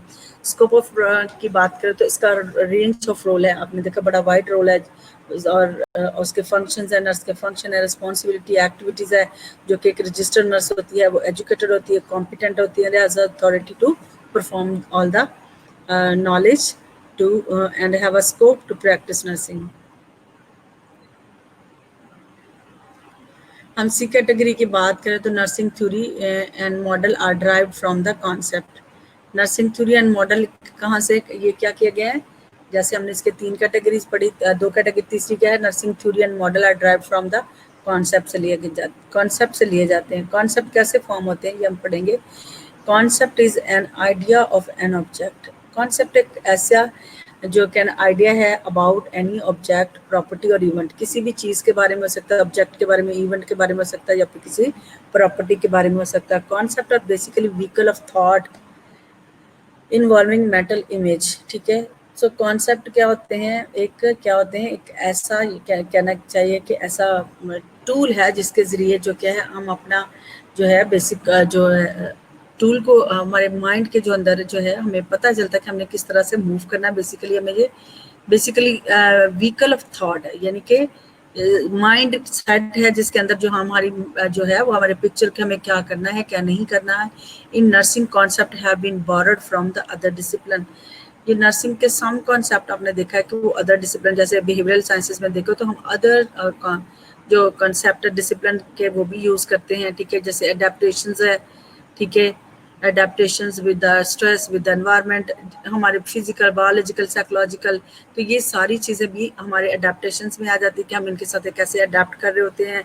अगर adaptations ना हो तो फिर हम क्या कर जाते हैं, हम किस तरह मूव होते हैं, ठीक है। और अगर ऐसी सिचुएशन हो तो एज अ नर्सिंग कौन सी थ्योरी है जिसको यूज़ करते हैं हम एडेप्टेशंस मॉडल पे काम कर सकते हैं, ठीक है, जिनमें मेल एडजस्टमेंट हो जाती है, मेल एडेप्टेशन हो जाती है। कल्चरल है, कल्चर पर्सपेक्टिव से हम देखते हैं हेमोस्टेसिस में बैलेंस और हार्मनी को भी देखते हैं कि बैलेंस कैसे चीज़ों को किया जाता है। और इसके पीछे जो थ्योरी है वो कौन सी है, हेमोस्टेसिस थ्योरी जो है, जो बैलेंस है, इक्विलिब्रियम है, वो थ्योरी को यूज़ करते हुए हम क्या करते हैं, नर्सिंग प्रोफेशन के कॉन्सेप्ट में हम यूज़ करते हैं, as well as the adopt develop directly from the nursing practice. और ये कुछ तो हमने, जैसे मैंने बताया कि कुछ कंसेप्ट जो हमने अदर डिसिप्लिन से बोरो किए, like adaptation, culture and homeostasis and as well as develop directly from nursing practice and research, ठीक है। और कुछ जो है आपने देखा है कि वो डायरेक्टली जो थ्योरीज हैं वो for the practice and nursing practice and nursing research हमने डायरेक्टली खुद ही डेवलप किए हैं थ्रू द थ्योरिस्ट। कॉन्सेप्ट और building block of theory. Concept होते हैं वो एक बिल्डिंग ब्लॉक होते हैं, दैट यानी कि एक आइडिया उसके साथ दूसरा आइडिया उसके साथ रिलेट किया। कॉन्सेप्ट आगे मैं बताऊंगी कि किस तरीके कॉन्सेप्ट होते हैं, आइडियाज होता है, अजम्पशंस होती हैं, ये सारे कॉन्सेप्ट, सेट ऑफ कॉन्सेप्ट है। इसलिए क्या थ्योरी क्या है? सेट ऑफ कॉन्सेप्ट, जिसमें डेफिनेशन होती है, अजम्पशन होता है, रिलेशनशिप होता है, प्रपोजिशंस होती है, स्टेटमेंट होती है, ये सारी चीजें मिलकर एक थ्योरी को फॉर्म करती हैं। तो इसलिए कहा गया कि कॉन्सेप्ट और बिल्डिंग ब्लॉक ऑफ थ्योरी। जैसे एक इंट होती है, दूसरी इंट होती है, और जो सारी इंटें मिलकर एक स्टेम बिल्डिंग ब्लॉक, तो वो जैसे उसको बना रहे थे, ऐसे ही कॉन्सेप्ट होते हैं मिलकर सेट ऑफ आइडिया होते हैं। ठीक है, जैसे इस थ्योरी में पढ़ेंगे। इंट्रोडक्शन है, and theory is a group of related concept. Theory क्या है?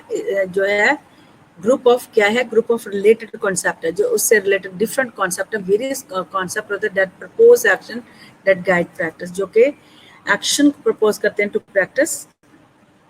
A nursing theory is a set of concept. Nursing theory है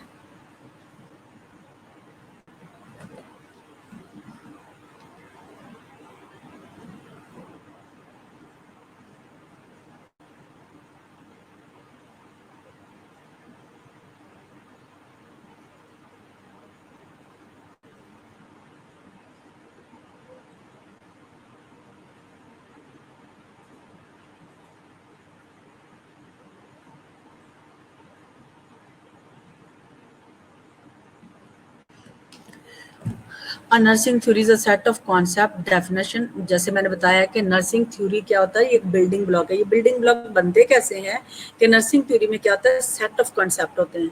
जैसे बिल्डिंग ब्लॉक की बात है तो बिल्डिंग ब्लॉक में सो मैनी ब्लॉक्स रख के तो फिर हम एक बिल्डिंग को तैयार करते हैं। ऐसे इसमें डिफरेंट कॉन्सेप्ट होते हैं, डिफरेंट चीज़ें होती हैं जो मिलकर एक थ्योरी को जो है डेवलप करती हैं। जैसे सेट ऑफ कंसेप्ट में डेफिनेशन है, डेफिनेशन के दरमियान रिलेशनशिप होता है, अजम्पशन होती है यानी कि proposed as a true, proposition, idea, opinion and statement होती है। प्रपोजिशंस का मतलब क्या होता है? सजेशंस और प्लान होता है। जैसे आइडिया, ओपिनियन, ठीक है, हम इसमें क्या करते हैं? अपने अजम्पशन देते हैं, या फिर preposition is the same derived from the nursing model, जो कि नर्सिंग मॉडल से हम ड्राइव करते हैं, और फ्रॉम अदर डिसिप्लिन। जैसे मैंने आपसे डिस्कस की थी कि वो हम कुछ हमने थ्योरी जो थी वो दूसरे, तो ये क्या करते हैं? हमसे मिलकर अदर डिसिप्लिन से लेकर नर्सिंग की अपनी थ्योरी से लेकर हम क्या करते हैं? डिफरेंट इसमें कॉन्सेप्ट होते हैं, डेफिनेशन होती है। एक थ्योरी जब मॉडल बनता है तो उसमें बहुत सारे पर्सपेक्टिव्स होता है, वो अदर डिसिप्लिन से भी हो सकता है, नर्सिंग की अपनी ओन थ्योरी भी हो सकती है। तो मिलकर एक पेशेंट की केयर के लिए जो मॉडल और स्ट्रक्चर जो थ्योरी देते हैं, that form the nursing discipline to practice nursing. ठीक है, ड्राइव फ्रॉम नर्सिंग मॉडल और फ्रॉम अदर डिसिप्लिन और प्रोजेक्ट और पर्पसिव। उनका क्या होता है? अपने they have their own purpose and systematic view of phenomena by design specific in relationship among concept for the purpose of describing, explaining, predicting और prescribing. इसका मतलब है कि ये जो सारी चीजें बता के सेट ऑफ कॉन्सेप्ट है, जिसमें जो है समराइज करें तो इसमें देखें कि नर्सिंग थ्योरी जो है कि सेट ऑफ कॉन्सेप्ट है। सेट ऑफ कॉन्सेप्ट में डिफरेंट सेट आ जाते हैं, डिफरेंट कॉन्सेप्ट आ जाते हैं, जिसमें डेफिनेशन है, रिलेशनशिप है, अजम्पशन है, प्रपोजिशन है, जो कि derive from the nursing model और फ्रॉम अदर डिसिप्लिन। ठीक है, यानी कि नर्सिंग के डिसिप्लिन से और अदर डिसिप्लिन से लेकर क्या करते हैं? सिस्टमैटिक व्यू में उस फिनोमेना को डिजाइन किया जाता है, स्पेसिफिक इंटररिलेटेड कॉन्सेप्ट, जो मतलब जो इंटररिलेट कर रहे होते हैं।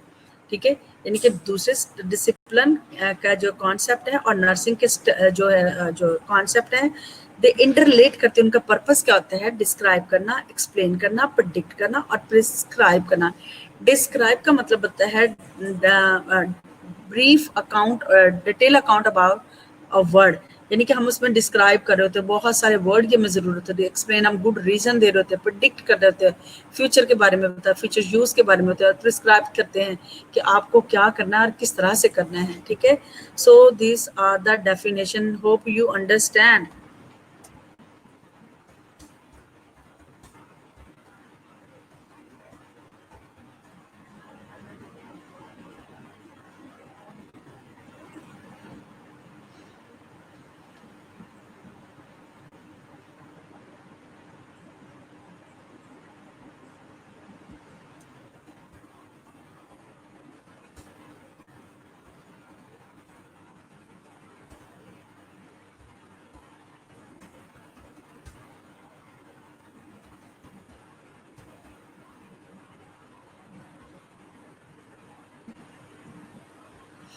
So please, समझ आ गया आपको?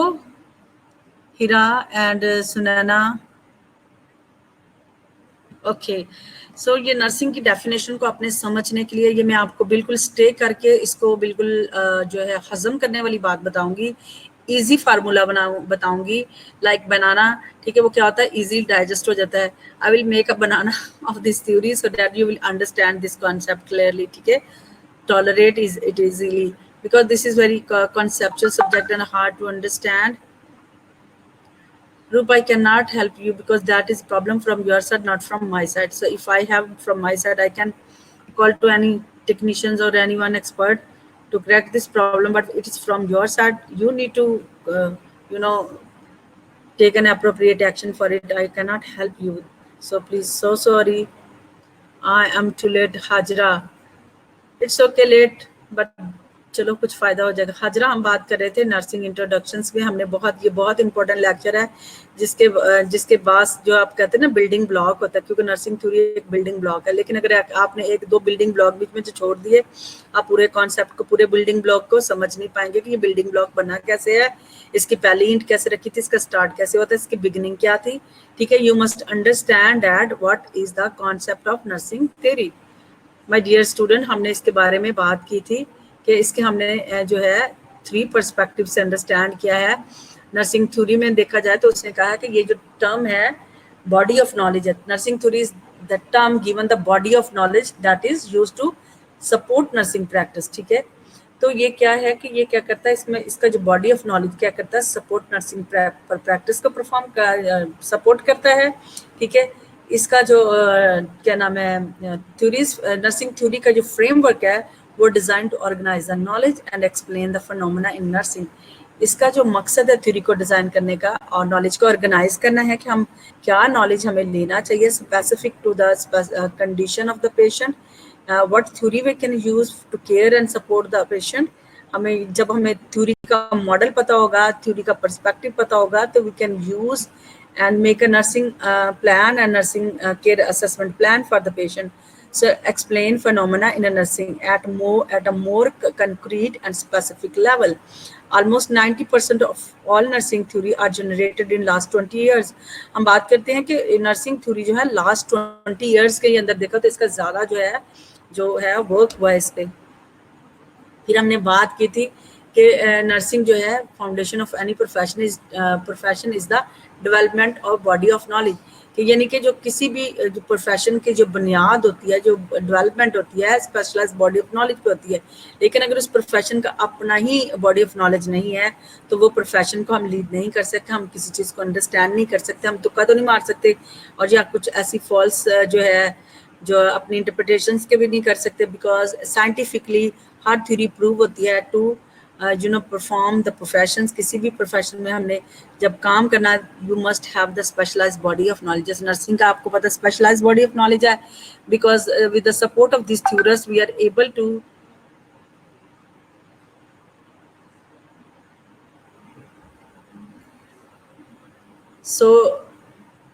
nursing to define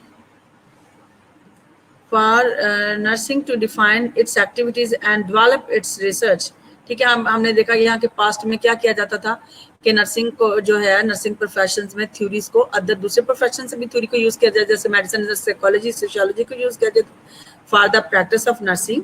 और इसके अलावा जो इसकी एक्टिविटीज है for the nursing to define its activity and develop its research, it must have its own body of knowledge. यानी कि नर्सिंग के लिए नर्सिंग की एक्टिविटीज को रन करने के लिए और इसका नर्सिंग रिसर्च को, प्रॉब्लम को फाइंड आउट करने के लिए must have their own body of knowledge, ठीक है। और ये जो नॉलेज है, जो कंसेप्चुअल फ्रेमवर्क है, ये थ्योरी जो हमें मॉडल प्रोवाइड करती है to practice nursing professions. B में हमने देखा था कि नर्सिंग थ्योरी जो है मॉडल प्रोवाइड द इंफॉर्मेशन, ये क्या करते हैं, प्रोवाइड इंफॉर्मेशन करते हैं। बी में कैसे इंफॉर्मेशन हमें नर्सिंग की डेफिनेशन मिलती है कि नर्सिंग की डेफिनेशन क्या है, नर्सिंग प्रैक्टिस क्या है। और फिर हम ये देखते हैं कि principal that base for nursing पर कौन से ऐसे प्रिंसिपल है जिसकी बेस पे हम नर्सिंग को प्रैक्टिस कर सकते हैं, इसके गोल एंड फंक्शन क्या है, clarify the scope of nursing practice.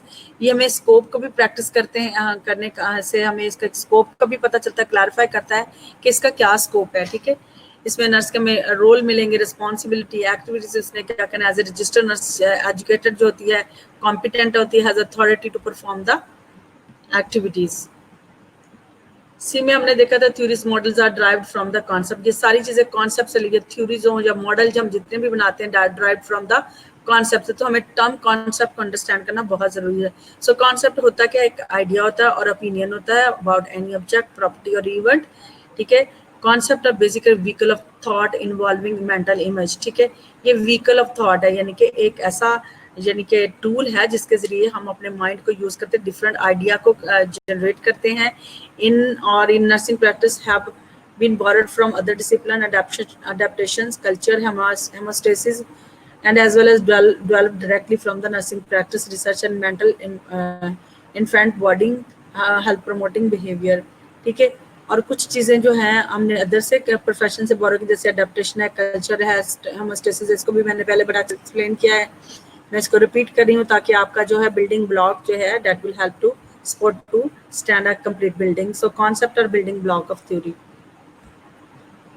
हमने बात की थी डेफिनेशन। अब इसके जरिए आपको डेफिनेशन को अंडरस्टैंड करना इजी हो जाएगा कि nursing theory is a set of concept होते हैं जिसके अंदर डेफिनेशन होती है, उनका आपस में रिलेशनशिप होता है, फिर हम क्या कहते हैं अपना प्रपोज्ड आइडिया देते हैं, assumption होती है, consider to be a true हो सकता है, ओपिनियन और प्रपोजिशन का मतलब स्टेटमेंट और ओपिनियन और आइडिया जो कि derive from the nursing model, जो कि नर्सिंग मॉडल से लिए जाते हैं, from other discipline as well.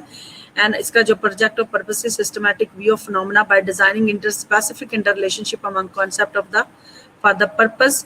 उनका जो ये जो दूसरे जो इसका नर्सिंग का सिस्टमैटिक पॉइंट ऑफ फिनोमेना को डिजाइन किया जाता है और इसके साथ जो दूसरे कॉन्सेप्ट उनका भी आपस में इंटर रिलेशनशिप जो होता है लेके उस कॉन्सेप्ट को क्रिएट किया, जो उसका जो पर्पस होता है डिस्क्राइब करना, यानी कि detail account of provide the detail account of the word, explain reason good reasoning, predicting what will happen, what how to can use in the future, what will be the impact in the futures, and describing how to use and how to describe it, okay।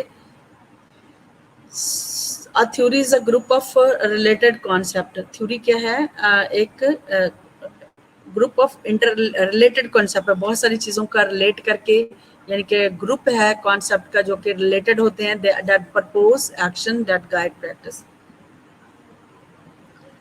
Theory refer to coherent group of general proposition as an principle of explanation। theory को अगर देखा जाए तो ये coherent जो है logical organised well वे और well organise इसकी जो है जो स्टेटमेंट आइडिया होता है, ताकि यूज टू प्रिंसिपल एक्सप्लेनेशंस के हम जो इसके प्रिंसिपल हैं उसको हम एक्सप्लेनेशंस में यूज कर सकते हैं। कर्लिंगर्स जो है theory as a set of interrelated concepts that give a systematic view of phenomena, an observable fact or event that is explanatory and predictive in nature। कर्लिंगर के बारे के पॉइंट ऑफ व्यू से वो कहता है कि वाकई थ्योरी क्या है, सेट ऑफ इंटररिलेटेड कॉन्सेप्ट होते हैं जो कि सिस्टमैटिक व्यू फिनोमेना को, किसी भी फिनोमेना को, फैक्ट को, सिचुएशंस को जो है हम जो ऑब्जर्व करते हैं उसको एक्सप्लेन करने के लिए और उसको predictive in the natures हम उसको यूज करते हैं। There are theories are composed of concept, definition, model, propositions and are based on assumptions, ठीक है। फिर जब हम उन assumptions को जब हम scientifically इम्प्रूव करते हैं, प्रूव करवाते हैं, साइंटिफिकली जब वो प्रूव्ड हो जाती हैं तो उसके लिए हम उसको टू जो मेथड है उसको यूज करते हैं, deductive reasoning and inductive reasoning, ठीक है। इस जब भी हम रिसर्च करते हैं या हमको डाटा कलेक्ट करते हैं तो हम क्या करते हैं, डिडक्टिव और inductive reasoning use through the, क्योंकि एक लॉजिकल है, कर्लिंगर के मुताबिक क्या है, उसने कहा है कि ये एक लॉजिकल है, सिस्टमैटिक है, ठीक है। ये फिनोमेना क्या है जिसमें हम फैक्ट को ऑब्जर्व करते हैं और इवेंट, फैक्ट और इवेंट को क्या ऑब्जर्व करते हैं, फिर हम उसके ऊपर रीजन देते हैं और ये क्योंकि ये प्रेडिक्टिव इन नेचर और एक्सप्लेनेटरी इन नेचर है, तो फिर इसमें हम दो मॉडल यूज करते हैं, deductive reasoning and inductive reasoning. जी माय डियर, क्लियर हो गया?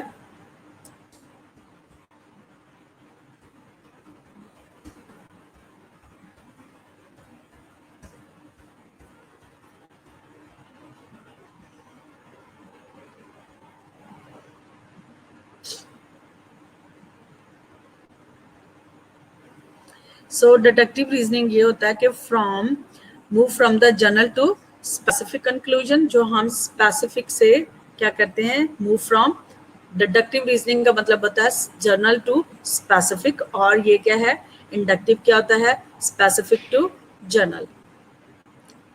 इसमें डिडक्टिव में आप याद रखें कि हम क्या करते हैं, यानी कि बहुत सारी चीज़ों से, जैसे क्या हमने देखा था कि थ्योरी क्या होती है, एक्सप्लेनेटरी होती है, और क्या होती है, डिस्क्राइब करते हैं हम इसको, फिनोमेना का डिस्क्राइब, यानी डिटेल अकाउंट ऑफ नॉलेज होता है, जिसको हम क्या करते हैं, एक्सप्लेन करते हैं, फिर उसका हम उसका रीज़न देते हैं, ठीक है, प्रेडिक्ट करते हैं, और फिर हम उसके बारे में जो था प्रेडिक्टिव होती हैं, और क्या होती हैं, प्रिस्क्रिप्टिव होती हैं, कि हमने इसको करना क्या है, उसको क्या कैसे यूज़ करना है। इसलिए इसके 4 पॉइंट के थ्योरी क्या होती है, डिस्क्रिप्टिव होती है, डिस्क्राइब करती है, एक्सप्लेन करती है, प्रिस्क्राइब कर और प्रेडिक्ट करती है एंड प्रिस्क्राइब करती है, ठीक है। सो जो हम ये जो सारी चीज़ें करते हैं हम डिडक्टिव और इंडक्टिव रीजनिंग के थ्रू करते हैं। ये general to specific, specific to general है, यानी कि आपने पढ़ा ही होगा कि स्पेसिफिक टू जनरल और general to specific. Inductive reasoning क्या होती है, in the form of reasoning that move from the specific to general. जो इंडक्टिव है वो स्पेसिफिक टू जनरल होती है, जिसमें इंडक्टिव लॉजिक होता है, ठीक है, a series of a particular combined into a larger who or set of thing. Inductive research, particularly event, are observed and analyzed as a basis for the formulating general theoretical statement, often called grounded theory.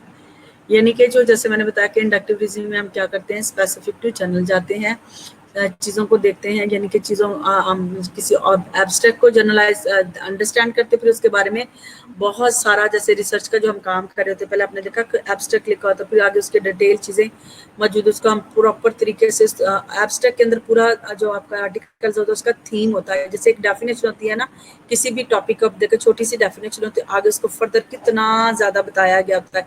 ये approach के इसको क्या कहते हैं, inductive, यानी specific to general की तरफ जाते हैं, और जब हम डिडक्टिव रीजनिंग करते हैं तो हम जनरल टू स्पेसिफिक की तरफ मूव होते हैं, यानी कि उसी को सारी चीज़ों को लेकर फिर हमें उसका एक उसका एब्स्ट्रैक्ट दे देते हैं, उसको 2-4 लाइंस के अंदर जो है हम डिफाइन कर देते हैं। आगे जो डिडक्टिव रीजनिंग भी लिखी है, is the form of logical reasoning that progress from the general to specific.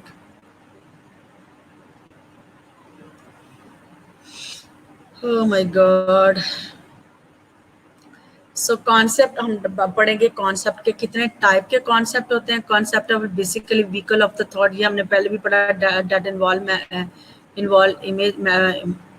Image को इन्वॉल्व, जिसमें हमारे मेंटल इमेज इन्वॉल्व होते हैं। कॉन्सेप्ट और word that describe object, property, event and are the basic component of the theory. Concept की हम बात करते हैं कि तो ये क्या है, ये वर्ड्स होते हैं जिसमें हम डिस्क्राइब करते हैं ऑब्जेक्ट को या प्रॉपर्टी को, जो इवेंट को, ठीक है, और basic component of the theory. ये जो चीज़ें हैं, यानी कि किसी इवेंट को डिस्क्राइब करना, ये क्या है, बेसिक कंपोनेंट है, जिसमें है टाइप एम्पिरिकल है, कॉन्सेप्ट है, एम्पिरिकल कॉन्सेप्ट है, इन्फ्लुएंशियल कॉन्सेप्ट है, एंड एब्स्ट्रैक्ट कॉन्सेप्ट है। Hope you will get familiar with the abstract and empirical. Empirical वो होता है जो हम एक्सपीरियंस थ्रू इन्वेस्टिगेशन ऑब्जर्वेशन के जरिए जो हम नॉलेज गेन करते हैं, उसको हम क्या कहते हैं, एम्पिरिकल। जैसे कोई चीज़ इन्वेस्टिगेट करते हैं, पहले हम डायग्नोज करने के लिए उसका टेस्ट कराते हैं, ये क्या है, एम्पिरिकल है ना, कि पहले हम उसको क्या कहते हैं, उसको इन्वेस्टिगेट करते हैं। There are directly observable object, event और property which can be seen and felt, heard and, for example colour of the skin. हमने पहले जब हमने कोई चीज़ को देखना है, फेल्ट करना है और हमने सुनना है, इसको हम क्या कहते हैं, एम्पेरिकल एक्सपीरियंस, यानी कि इन्वेस्टिगेट के, जैसे कलर ऑफ द स्किन क्या है, कम्युनिकेशन स्किल क्या है, प्रेजेंस ऑफ लीजन है, वुंड स्टेटस है, ठीक है, they are these are the limited by the time and space, and it can be viewed and measured only specific period and specific setting and variable, ठीक है। सो इसमें जो हम जो चीज़ करते हैं, एम्पिरिकल जो है हमारा जो है knowledge drive from the investigation, observation and experience, ठीक है। इसमें जो हम एम्पिरिकल के अंदर जो चीज़ जो ख़ास इसका जो कंक्लूजन्स मैं आपको 2-3 वर्ड में बता दूंगी कि ये क्या है, इसमें क्या चीज़ इन्वॉल्व होती है, knowledge derived from knowledge to derive from the investigation, observation and experience. यानी कि ऐसा knowledge जो हम investigations के जरिए या observations के जरिए gain करते हैं, हम उसको क्या कहते हैं, empirical कहते हैं. जैसे उसने कहा कि जैसे कलर का स्किन आप देखेंगे तो आपको पता चलेगा, आप एग्जामिन कर रहे हैं, ऑब्जर्व कर रहे हैं, इन्वेस्टिगेट कर रहे हैं, फिर पता चलेगा कि स्किन का कलर कैसा है. ठीक है. कम्युनिकेशंस, कैसे बात क्या, what was the expression, presence of legion कैसा, कलर कैसा था, वूंड का किस जो टाइप का वूंड था, वूंड स्टेटस क्या है, ये सारी चीजें क्या है, हमें क्लू दे रही हैं फॉर द एम्पिरिकल कॉन्सेप्ट. ठीक है. So although these are limited by the time and space, it can be viewed measured only specific period and specific setting and variable.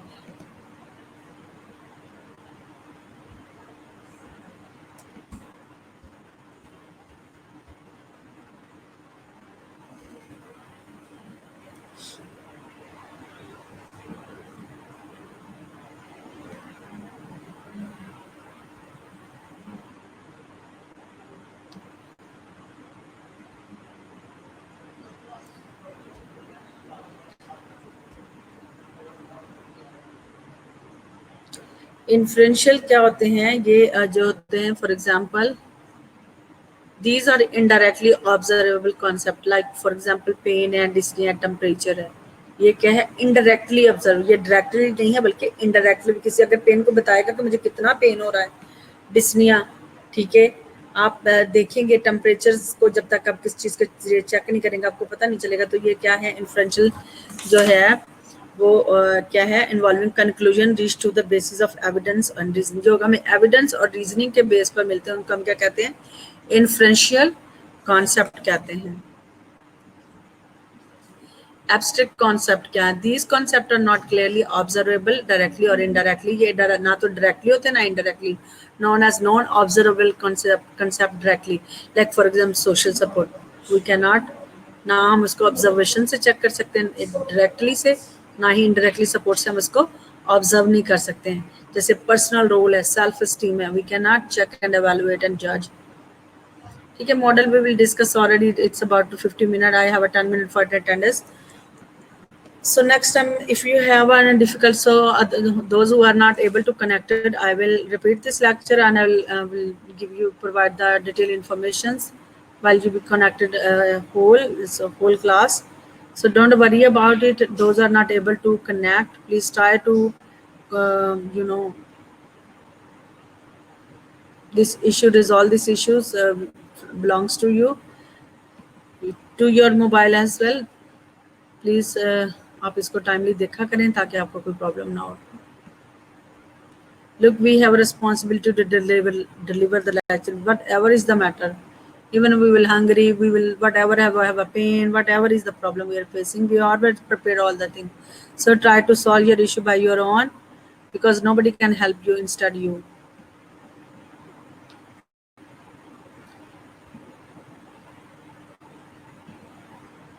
So you people, 5 people are present.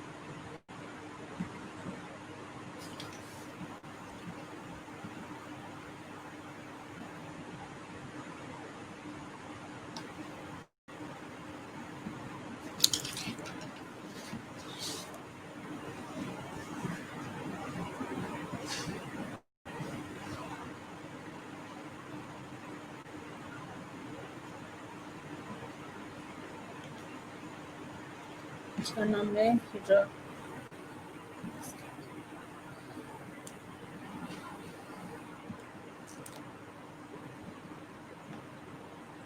Heera Nadeem present natural.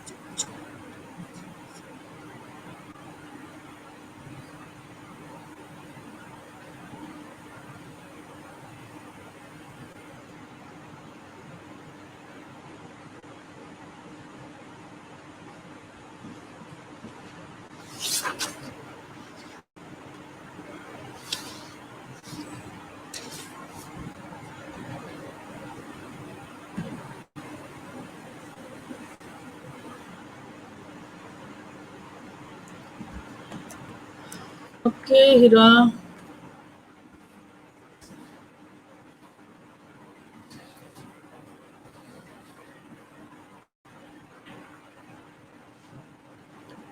Hira Hajra Sunana, thank you so much for attending this class. So next time tell to your classmate please आप जो है अपना जो है खुद से इंतज़ाम करा करें ताकि आपको कोई प्रॉब्लम ना हो।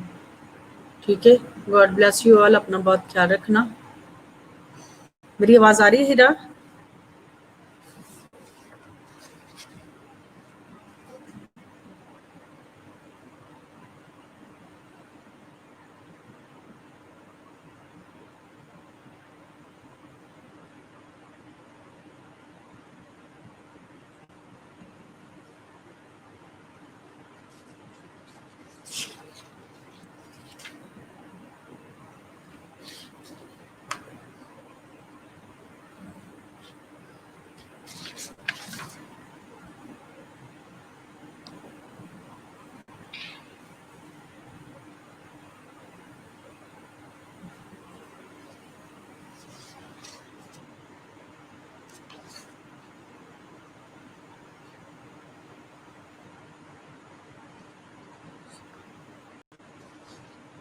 हीरा हाजरा।